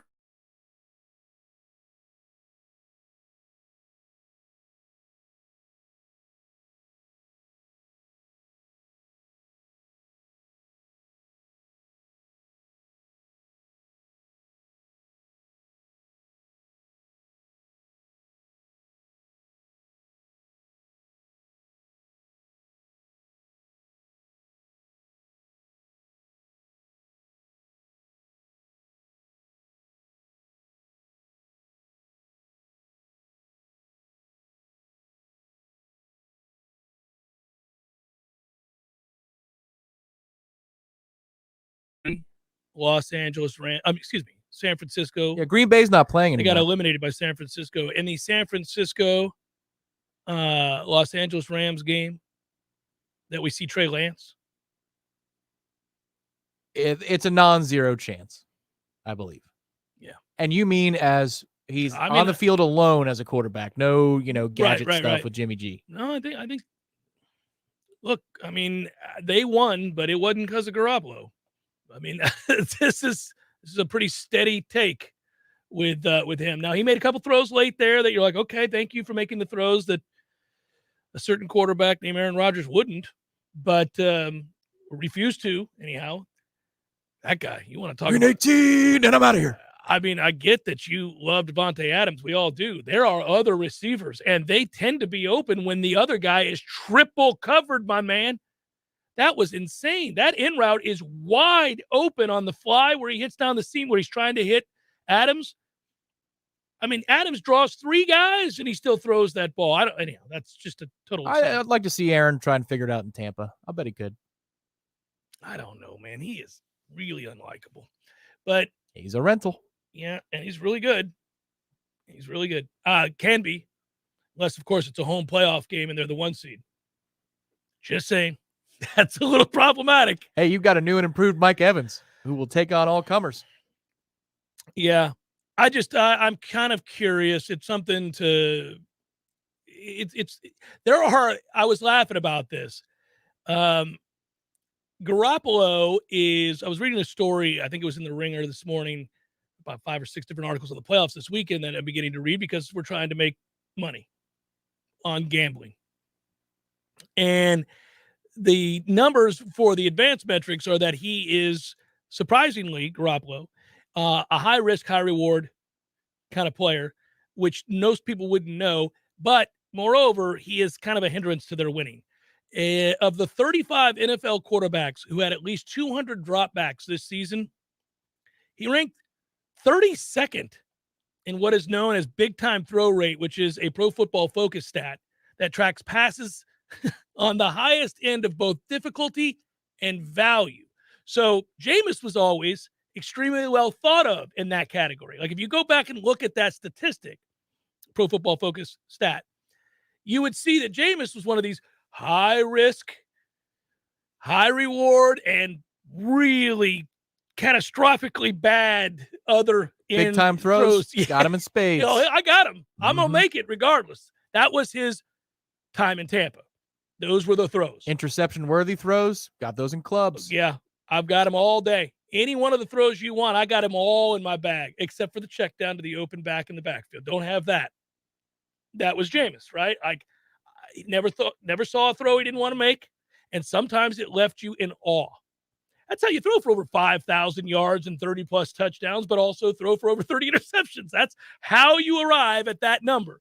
Whereas Garoppolo, it originally was that guy. Now they're saying he's a high-risk, low-reward quarterback because he's not even making those throws anymore. So I didn't realize that preceding really this season as well, that number had taken a precipitous drop where he had stopped challenging people downfield completely to the point now where they're like, well, he just will not make the other thing about their throws ever. The one thing about their offense, though, they're getting Mohamed Sanu back this week, which might help a little bit with downfield targets. But the way they draw it up for Deebo Samuel now, I don't know how many of those at-bats he's getting with downfield throws. Now, Deebo is all things to that offense. He's what they said Tavon Austin would be for 5 years. But he's a tough runner. They like to use him in the jet sweep game, underneath screens, all that stuff. He can be an over-the-top burner, but if there's only one player and you got Kittle over the middle, I don't know that Ayuk is good enough to be considered a legitimate number 2 target. So I just wonder if not to completely excuse Jimmy G. I'm not trying to do that. All I'm saying is the way the offense is constructed and the way they call the game, I don't know how many big-time throws are really in that offense given the skill position players they have. All right, I pulled it up because I want to be very specific about the numbers. Here we go. So here we go. Here's Jimmy G. So I was right about the number that I copied and pasted on my Outlook. But here you go. The rest of this is even better. Here you go. You hit Control-Z, Control-V successfully. Yes, I did.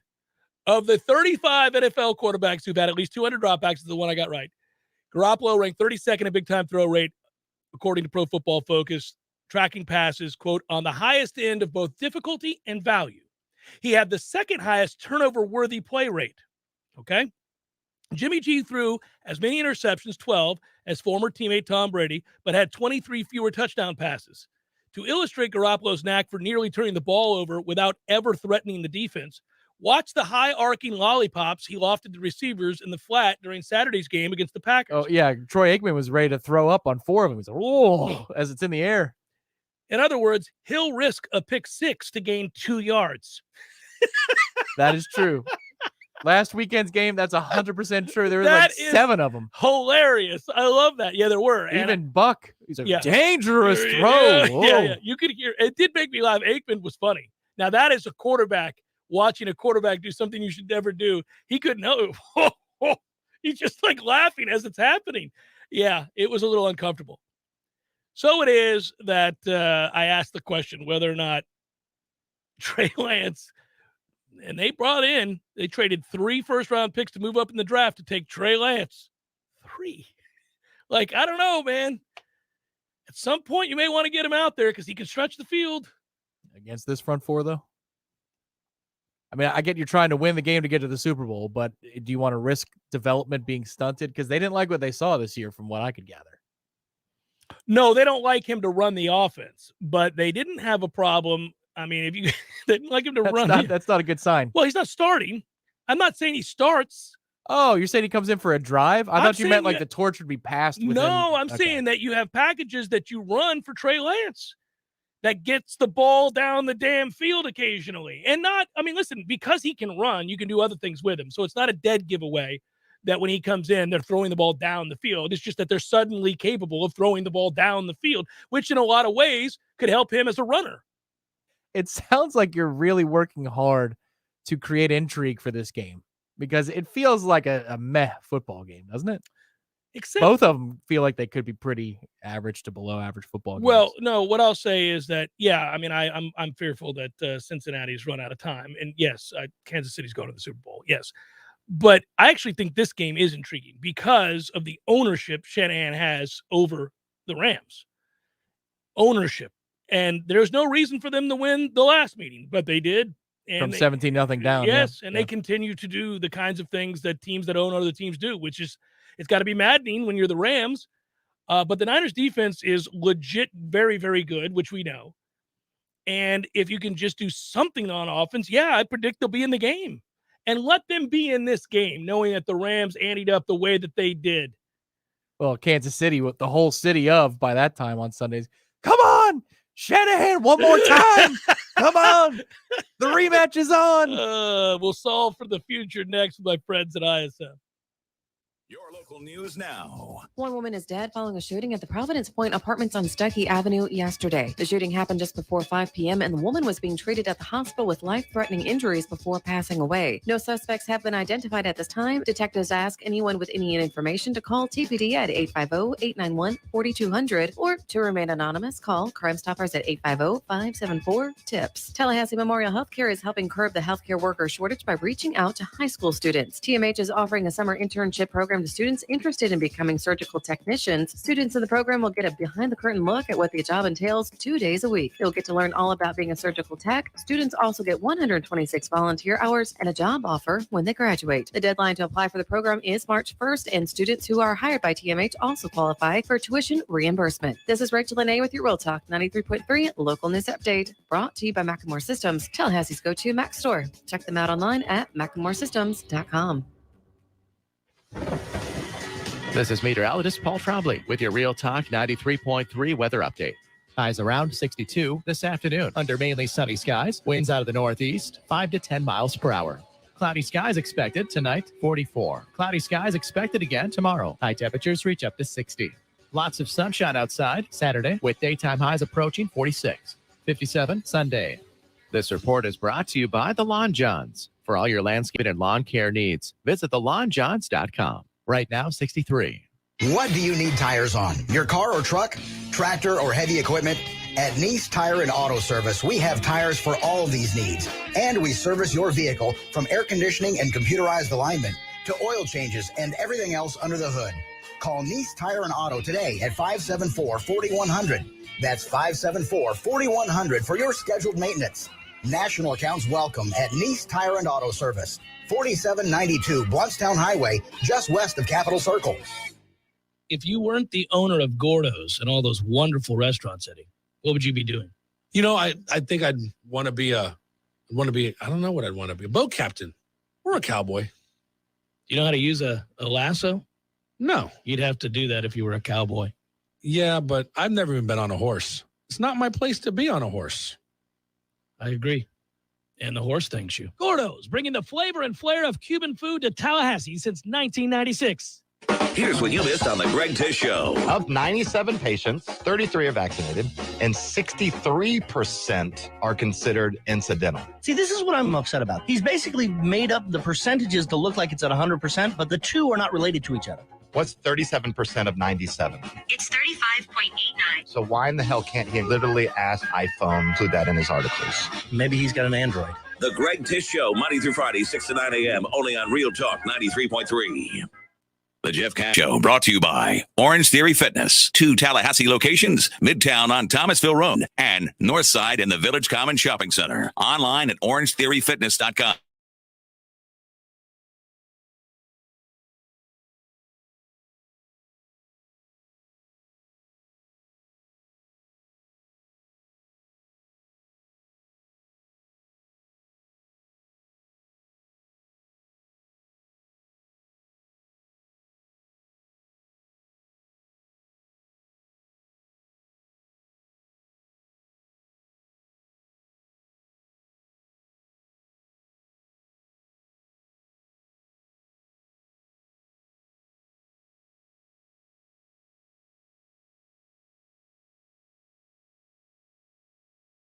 Do great things with you. They're an IT and strategy firm, and they do amazing things with those of you who have the vision to do so as well, and the goals for the future to work hard, move your agency forward. They'll help you do all of those things with technology solutions. They can implement those.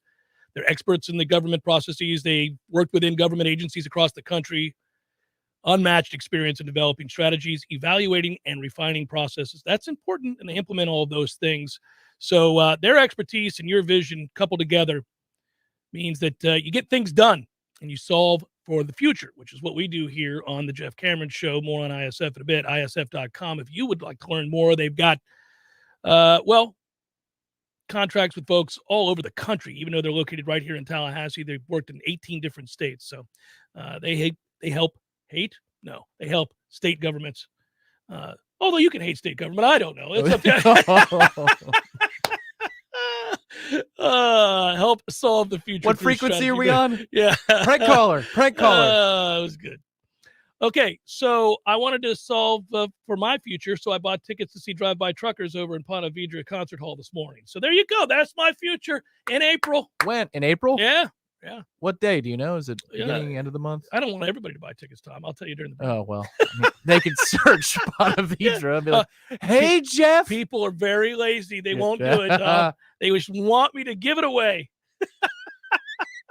But yes, the internet works. Well, hopefully it's not on Friday the 15th. That's all I'm saying. No. I'm able to solve for what will be by then a bit of stir craziness because it's wintertime. There's not a lot of beach time during wintertime. There's a lot of getting away and all. It is in Mexico. Yeah. Well, listen, rub it in. So there it is. I've solved my future. Now, that said, we could bring it back to Florida State, which is more of what we do with this segment and our partners at ISF more consistently. It's not always about me. What, you didn't want to go see My Morning Jacket on the 24th of April in Miramar? I do. I was just talking to Matthew about it before this segment. Maybe we'll continue to solve for the future as we're just firing away on these tickets. I'm in. But as far as Florida State solving the future, we alluded to it already earlier in the show. We talked about the segment groups that desperately need help from transfer portal players. And now we've heard from those players that have said yes to that challenge, in particular at wide receiver. And my cohort, Tom Lang, is in love with Johnny Wilson. Hang on. In love with, too strong of a phrase. Number 2, I don't want people to run for the hills because of my affinity for one Jordan Young, who can still turn it around, everybody, I believe. Never going to happen. But yes, in the breakout interviews today with the press, it was Meet the Newcomers, another series.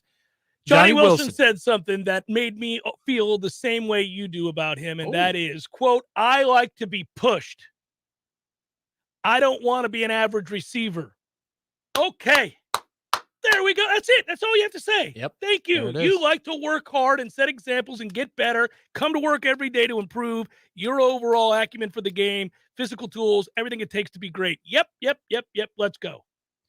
Yeah, and he said that was part of the reason that he came here is because he thought he could develop here into something better, which I thought was quite the statement of omission about where he comes from in Arizona State. Yeah. That, he says, I'm a self-motivated player, but I want to be pushed on top of that. And that's where Mike Norvell comes in. And he said Mike Norvell. So Specifically Mike Norvell, Yeah. yes. And I would also note, and it gets me excited to hear him say this as well, blocking shows how much you love the game. And he likes to block.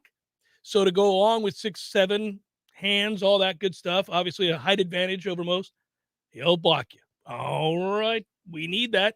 Yeah, I didn't get the sense that when he answered that question that it's the first thing he thinks about when he takes the field. I can't wait to block today. But there is an onus on a player to play to the end of the whistle no matter what the design is, because it's all about the goal to win. Now, that sounds so basic, and of course they would want that. Not every receiver does.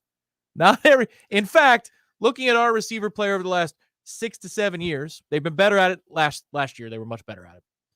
I don't know that we had a majority. I don't know that we had quorum of receivers who were into the whole blocking thing. So it's nice to have one that is. Well, we got better at it, as you alluded to. Maybe we will have consensus at some point here that it's an okay thing to do to block for your brother out there on the perimeter. It's kind of important, if you'd like to see the ball, that you be willing to do that and sacrifice for them so that when it's your turn, they do the same. Yes, it is of vital importance. It's also a big factor as to the plays on the perimeter, success or failure. So let's get to doing this on a more consistent basis. Good to hear people say that. I would also note, by the way, because also amongst the players interviewed, Deuce Spann, we've had the most question marks about, which is that he's a player with 5 receptions in college football, but it hasn't been about ability. And the more that you research and the more that you read and the more that you hear him described, there's immense talent there, physical tools.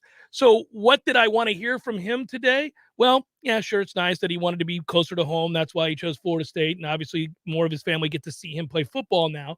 But rather the fact that he says he understands that in order to be a receiver, he's going to have to work on getting stronger, getting faster, and to work hardcore on his technique because he hasn't played a lot of receivers. So that sounds like a guy who's committed to playing receiver and no longer entertaining the idea of playing quarterback, which is a good thing that I want to hear based on what I've learned of this young man. And that is that he fancied himself originally out of high school as a quarterback. Yeah, that would be the and he was asked at the very end what changed between, your first courtship at Florida State and this. He said the coaching staff, which is a good answer because I believe, if he was going to come here, it was going to be that dual nature of, maybe you're an athlete who could play quarterback or whatever. It seems like, I would hope, actually, let's phrase it that way. I would hope that he comes to Tallahassee knowing the score, knowing where he's going to be on the depth chart or at what position he's going to be. I don't believe that. Yes, I don't believe he would have been offered had they. Hey, if it works out, you can play. No, none of that. There's no if nothing. You're a receiver. You're a gosh darn receiver. You are a wide receiver with the potential to be a damn good one who gets paid lots of money if he works hard on his technique and gets better at all the facets of playing receiver. So, yes, all the guys said what they needed to say today. It's that time of year where hopefully everybody says what they need to say, and if they don't talk, at least they show you some form of intimidation that encourages you, like we talked about with Caden Lyles. So that's great. Well, the question about, new incoming players from the transfer portal is always going to be a fundamental one. What went wrong where you came from? And is this guy going to be a detriment to the locker room that you're taking a risk on in order to make your football team better and more talented? So I think part of the mining of these, first impressions is to see, did they take a chance on this guy because he can really play, or is he going to be a citizen of, the culture that's being built, that's been flipped here? We believe that guys buy in for one another now in a way they didn't 2 seasons ago. Yeah, he flipped the locker room, yeah. Right. But when you bring in new players, sometimes they even say it in the NFL with Antonio Brown. I heard an interview today. Do you think he's going to get a new NFL job? And this former personnel manager in the NFL said, I wouldn't be surprised, because if you think that you have the culture that can withstand taking that chance, then you're going to take the chance. Yeah. But in this case, it seems like with all these interviews we've had so far, I don't know that they're taking many chances on kids who might, go crazy on them, go AWOL on them. It seems like they have to fit the mold. Which is, again, a big part of when we describe things that Mike Norvell does well and what this coaching staff has done well. I think much to the chagrin of many Florida State fans, these are things that we routinely return to, which is he does a very good job of setting expectations, getting people to buy into his vision, commit to the work, flipping the locker room, as opposed to winning lots of games right now. But all those things are necessary in order to win lots of games. So, yeah, I mean, I think a lot of people will go, it makes sense. It's their MO. They've done a good job of flipping the culture, and then they'll just move along. I mean, it is the offseason. But I agree with you. Well, we're still crawling. There doesn't appear to be outliers here. We're this close to the walking phase before the run, but I think we're still crawling, right? We're almost to the walking. That's what this season's about. You know, we're walking on our own. I want to jog a little bit this year. Yeah, okay, you I'd want to like jog. Are we walking yet? Oh, we're walking. Oh, we were are? walking this All right. year. Now, we stumbled, fell flat on our face, and didn't get our hands up against Jacksonville State. We didn't walk into a bowl. No, I think no, we didn't walk into a bowl because of the Jacksonville State stumble. But that's why. We were right there about to walk into the bowl, and down we went. But like the grape lady. Yes, but picked ourselves up. That reminds me to watch that video again. It's been about a year since I've watched the grape lady. Never gets old, that and the QVC ladder. Our friends at ISF, check them out. We love our partnership with them, and you can go to isf.com to learn more about them. Again, they're an IT strategy firm. 40 years. They've served state government and business clients across the nation, and they're located right here in Tallahassee. It's Jeff Cameron Show, 93.3 Real Talk Radio, Warchant TV. Applications, onboarding, payroll, termination. Business owners and managers, these are the processes that take away too much time from what you do best. But what if there was a locally owned, responsive solution that would charge you a fraction of the big national payroll companies? Sound too good to be true? It's not. North Florida Payroll Services is Tallahassee owned for nearly 15 years. And in that time, their prices have never changed. The reason North Florida Payroll Services can do that? Exceptional customer service that constantly evolves with the latest technology. From application to termination, for turnkey service for your payroll and HR services, trust a Tallahassee expert and save yourself time and money. North Florida Payroll Services. Online at northfloridapayroll.com. While other gun stores come and go, Red Hills Arms remains Tallahassee's go-to local gun store for all your firearms needs. At Red Hills Arms, they're right on target. Stop by today and get welcomed in like family. When some slithery, slimy something shows up uninvited in my home, I want it gone now. Not next Tuesday, not tomorrow. Today. Pretty sure I'm not sleeping knowing that thing is crawling around in my house. That's why I call Paul's Termite and Pest Control. Here in Tallahassee, Paul's guarantees same-day service if I call before 1. Ants, roaches, mice, wasps, fleas, whatever it is, Paul's responds with guaranteed same-day service. Pretty sure I've never heard that from any other pest company. Guess that's an advantage to being a locally owned and operated company like Paul's Termite and Pest Control. They're here and make things happen fast. We at Paul's know when you have some pest or rodent in your home, you want it out now. That's why in Tallahassee, we guarantee same-day service. You call us before 1, we'll be there before 5, guaranteed. That's our commitment to you. The health and protection of North Florida friends and neighbors is the reason we love our jobs. For the elimination of termites or any other pests. And a greener lawn, too. Call Paul's. We'll get them all. Learn more at callpauls.com. Our friends at ISF work hard to help their clients solve the future. ISF is an integrated IT and management consulting firm located right here in Tallahassee, serving clients all across the country. With the new year upon us, ISF reminds you to create a clear strategy, optimize your process, and modernize your technology to meet all your goals in 2022. For more information, visit isf.com. That's isf.com. ISF, solving the future. Live and living color and totally free. Subscribe to Warchant TV on YouTube, the digital home of Warchant.com. From the practice field to pregame and the phone calls afterwards, Warchant's YouTube channel is home to live programming like Seminole Headlines, Wake Up Warchant, The Jeff Cameron Show, as well as Trench Talk, a live Q&A with Noles offensive lineman Devontae Love-Taylor. Just search Warchant on YouTube and click or tap the subscribe button. That's it. It's totally free. Warchant TV on YouTube. Just another reason we're the ultimate Seminole sports source. Jeff Cameron Show is a production of the Warchant.com Multimedia Network. Check out Warchant.com today for the latest news inside Florida State athletics. That's Warchant.com. Now, back to Jeff on Real Talk 93.3.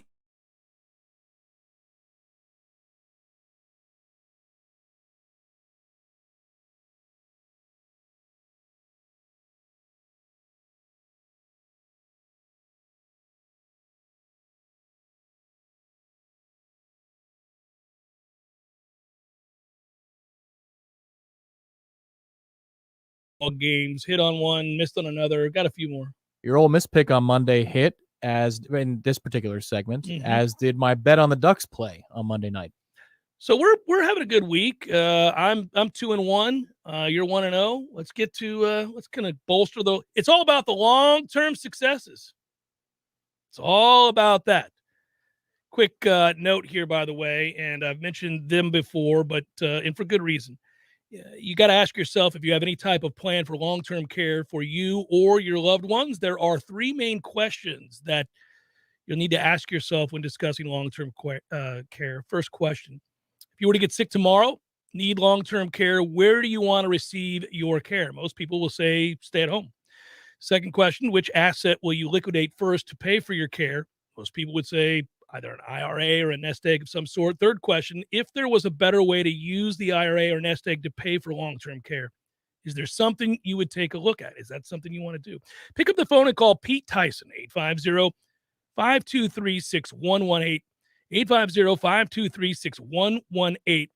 Ask Pete to give you a free book that he co-authored, by the way, Tax-Free Money for Long-Term Care. There's no cost or obligation. Call Pete Tyson today, 523-6118. That's 523-6118. Reach out to our friends at the Preservation Financial Group to get more information. All right, Tommy, let's cue it up, buddy, and get some wagers out here. Hey, Big Daddy, having some Red Russians tonight? We'll know in about 47 seconds. To an open wing. It's picked up by Dowdy, an empty net. He scores. Hot damn, Big Daddy's done it again. Red Russians all around, Teddy. All right, Big Daddy. This is brought to you by our friends at North Florida Payroll Services, locally owned for nearly 15 years, offering payroll and HR services, including full online applicant. I can't speak all of a sudden. What's going on? It's Thursday. Get it together, Cameron. It's that late Wednesday. We didn't have a show Wednesday thing. That's what it is. Good call, Tom. Including full online applicant onboarding and integration into payroll. Save your company money and headaches today. Head to northfloridapayroll.com. All right. Why is this not working? You got games? You got games you want to do too? I got a game. Everybody's got a game. I was just about to say it was in that exact tone. Give it to me. All righty. It's going to be Anaheim. Once again, we're riding the Ducks. They've got a coach in quarantine. They got players coming out of quarantine. Second of a back-to-back. A lot of things going against them. But what's not? The odds. -130 over Montreal. Montreal doesn't average a point a game. What are we doing, everybody? But I feel like, Tom, that you've stated this with such certainty that you've kind of angered the gambling gods. No? You don't care? -130 for Anaheim to straight up win the hockey game. It could be in a shootout, in overtime, any kind of a win. You don't need to win by 2.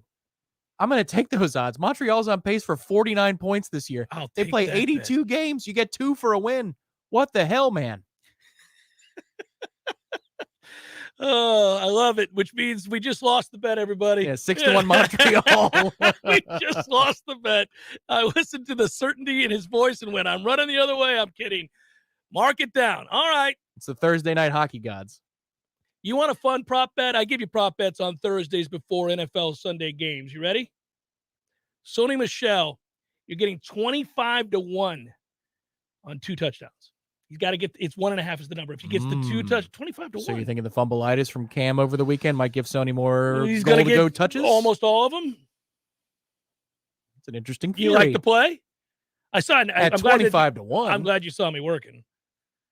I mean, that's I'll throw a $2 exacta on it. That's called pizza money, kids. Sprinkle a little pizza money at 25-1 for Sony Michel over 1.5 touchdowns. Hey, you could put carry out pizza money on it. You'd still make a good living. It's a fun bet. I may end up teasing some things here too, by the way. You could actually look at first half team total as a number 2. You know what the first half team total is for San Francisco?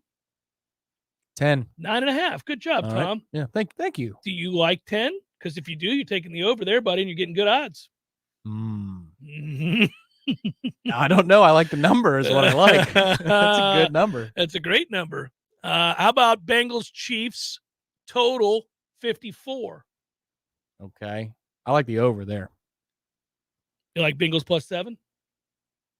I wouldn't go that far. No, I like the over, though, because the 240-yard game that Jamar Chase had was against the Chiefs. So they're going to do everything they can to stop Jamar Chase, which means T. Higgins will be open and Boyd will be open. So I like the Bengals to carry their weight to push Kansas City to get to the over 54. That's my logic. I'm going to give you another one here if you want to have some fun with it. Let's go under Jimmy Garoppolo's 233.5 passing yards. Under. Well, that's an easy one, right? Here comes Jimmy throwing 3 bills. But yeah, I'm doing it. Jimmy 3 bills. Look at old Jimmy 3 bills. What's up? The paper. Yeah, so that would throw the passes. I like it. That's fun. We had some fun ones. That is, as always, brought to you by our dear friends at North Florida Payroll Services. So, do you ever play first touchdowns? I mean, that's just like playing Russian roulette. Yeah, you're just right trying to lose money is what you're doing there. It is kind of weird. I don't know. I got to sit down tonight before the college slate. I like Purdue -2 over Iowa. I can't believe that's a 2-point spread. Purdue's a weird team. The team we saw that dismantled us. I mean, I'm just talking about physically looking at who they were. Yeah, they beat the Knicks. They did everything right? They could shoot the 3. Their presence in the paint. There can't be anybody with a better presence in the paint than them. I'm talking about bodies total. I mean, there are individuals throughout college basketball that you go, oh, okay.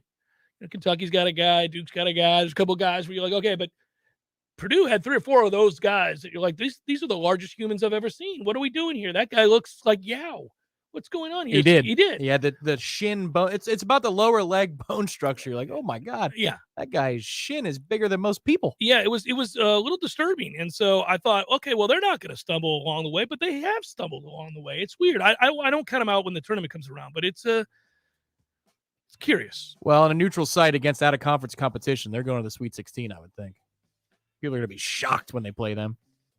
Tomorrow, a Libations Friday loosey-goosey edition. Looking forward to it. Great job, Tom. Great job, Director Matthew. Thanks to all of you. Be well. Have a great day. Yeah. Oh, well, that's my fault. I thought we had one more break before the end. We still got a few more minutes of bonus. Oh, features. hey, I've already Welcome to the bonus I features. checked out. Tom's going to carry you home, everybody. I already said goodbye. Is that how it goes? Once I turn it off, it's over. No, that's a Director Matthew save. Because usually we get out at 56 and change, and we already cleared that break, sir. Let's see. Let's do this. No, it's on the fly. Not going to do that. No, somebody asked me a question about the basketball team, and then also whether or not, Eric, they have run out of time. I'm sorry, Eric. I, too, would like to see Cincinnati win this weekend. I don't think so. San Francisco, as we mentioned earlier, has beaten the Rams 6 straight times, Tom. It will not be 7, we don't think, right? I don't think so. I mean, that team with that front 4, I mean, how are you going to score 17 on them if you're San Francisco this weekend? So I think if the Rams get to 20, they win. And they're going to get to 20. Ryan, I'm going to answer your question on the chat since Tom gave us an extra 2 minutes, and that is, do I subscribe to the theory that, say, if Oklahoma knew what Jermaine Johnson was, FSU wouldn't have got him? I think you could make the argument that perhaps a team like Georgia, had they known what Jermaine Johnson was, Florida State would not have got him. I mean, that's really the answer. To me, that was a rare miss from Kirby, because I don't think he projected, obviously, even with the talent that they had. And they did okay. They did just fine, but I don't think he projected Jermaine Johnson to take that next step that we saw. And I'm not real sure that Florida State thought they were getting a potential top 20 pick in the NFL draft. And by the way, there are 2 mocks that have him top 20. One of them is going to Minnesota at 15th or whatever that is. That would be something. But I could use it. But I would just say that, a lot of people overlooked what Jermaine was. I will say, to Florida State's credit, they did project him to be obviously better than anybody they had on their roster. And also, moreover, I think they did see him as potentially one of the best defenders in the ACC. I do think they knew that. Yeah, so here's where that question gets tough, is he forged a legitimate bond with Mike Norvell. Like, legitimate to the point where he's still pushing Florida State athletics, and he doesn't need to anymore. He talked with Jared Verse. He continues to post good things about the program. So he liked what Mike said to him. Now, could Kendall Briles have offered more? Or not Kendall Briles, forgive me, USC's coach. Oh, a current head coach, Lincoln Riley. Lincoln Riley. I don't know why I said Kendall Briles. Yeah. Could he have offered more? Not the same guy, Tom. No, not at all. Not at all. Not an accomplishment. No. Not even legacy of conference. Yeah, that's it. Yeah. So he could have offered maybe more in the way of championships, but that bond was pretty unique. That's tough to overcome. And that, Lanning vouched for him, too. I think that mattered. Yeah, I actually think that this staff does an exceptionally good job of connecting with the transfer portal kids that they brought in. That's kind of the highlight of the show today. We were talking about that. Good work. Once again, all of you guys, for all of you who listened and watched. Be well, everybody. We'll talk to you tomorrow.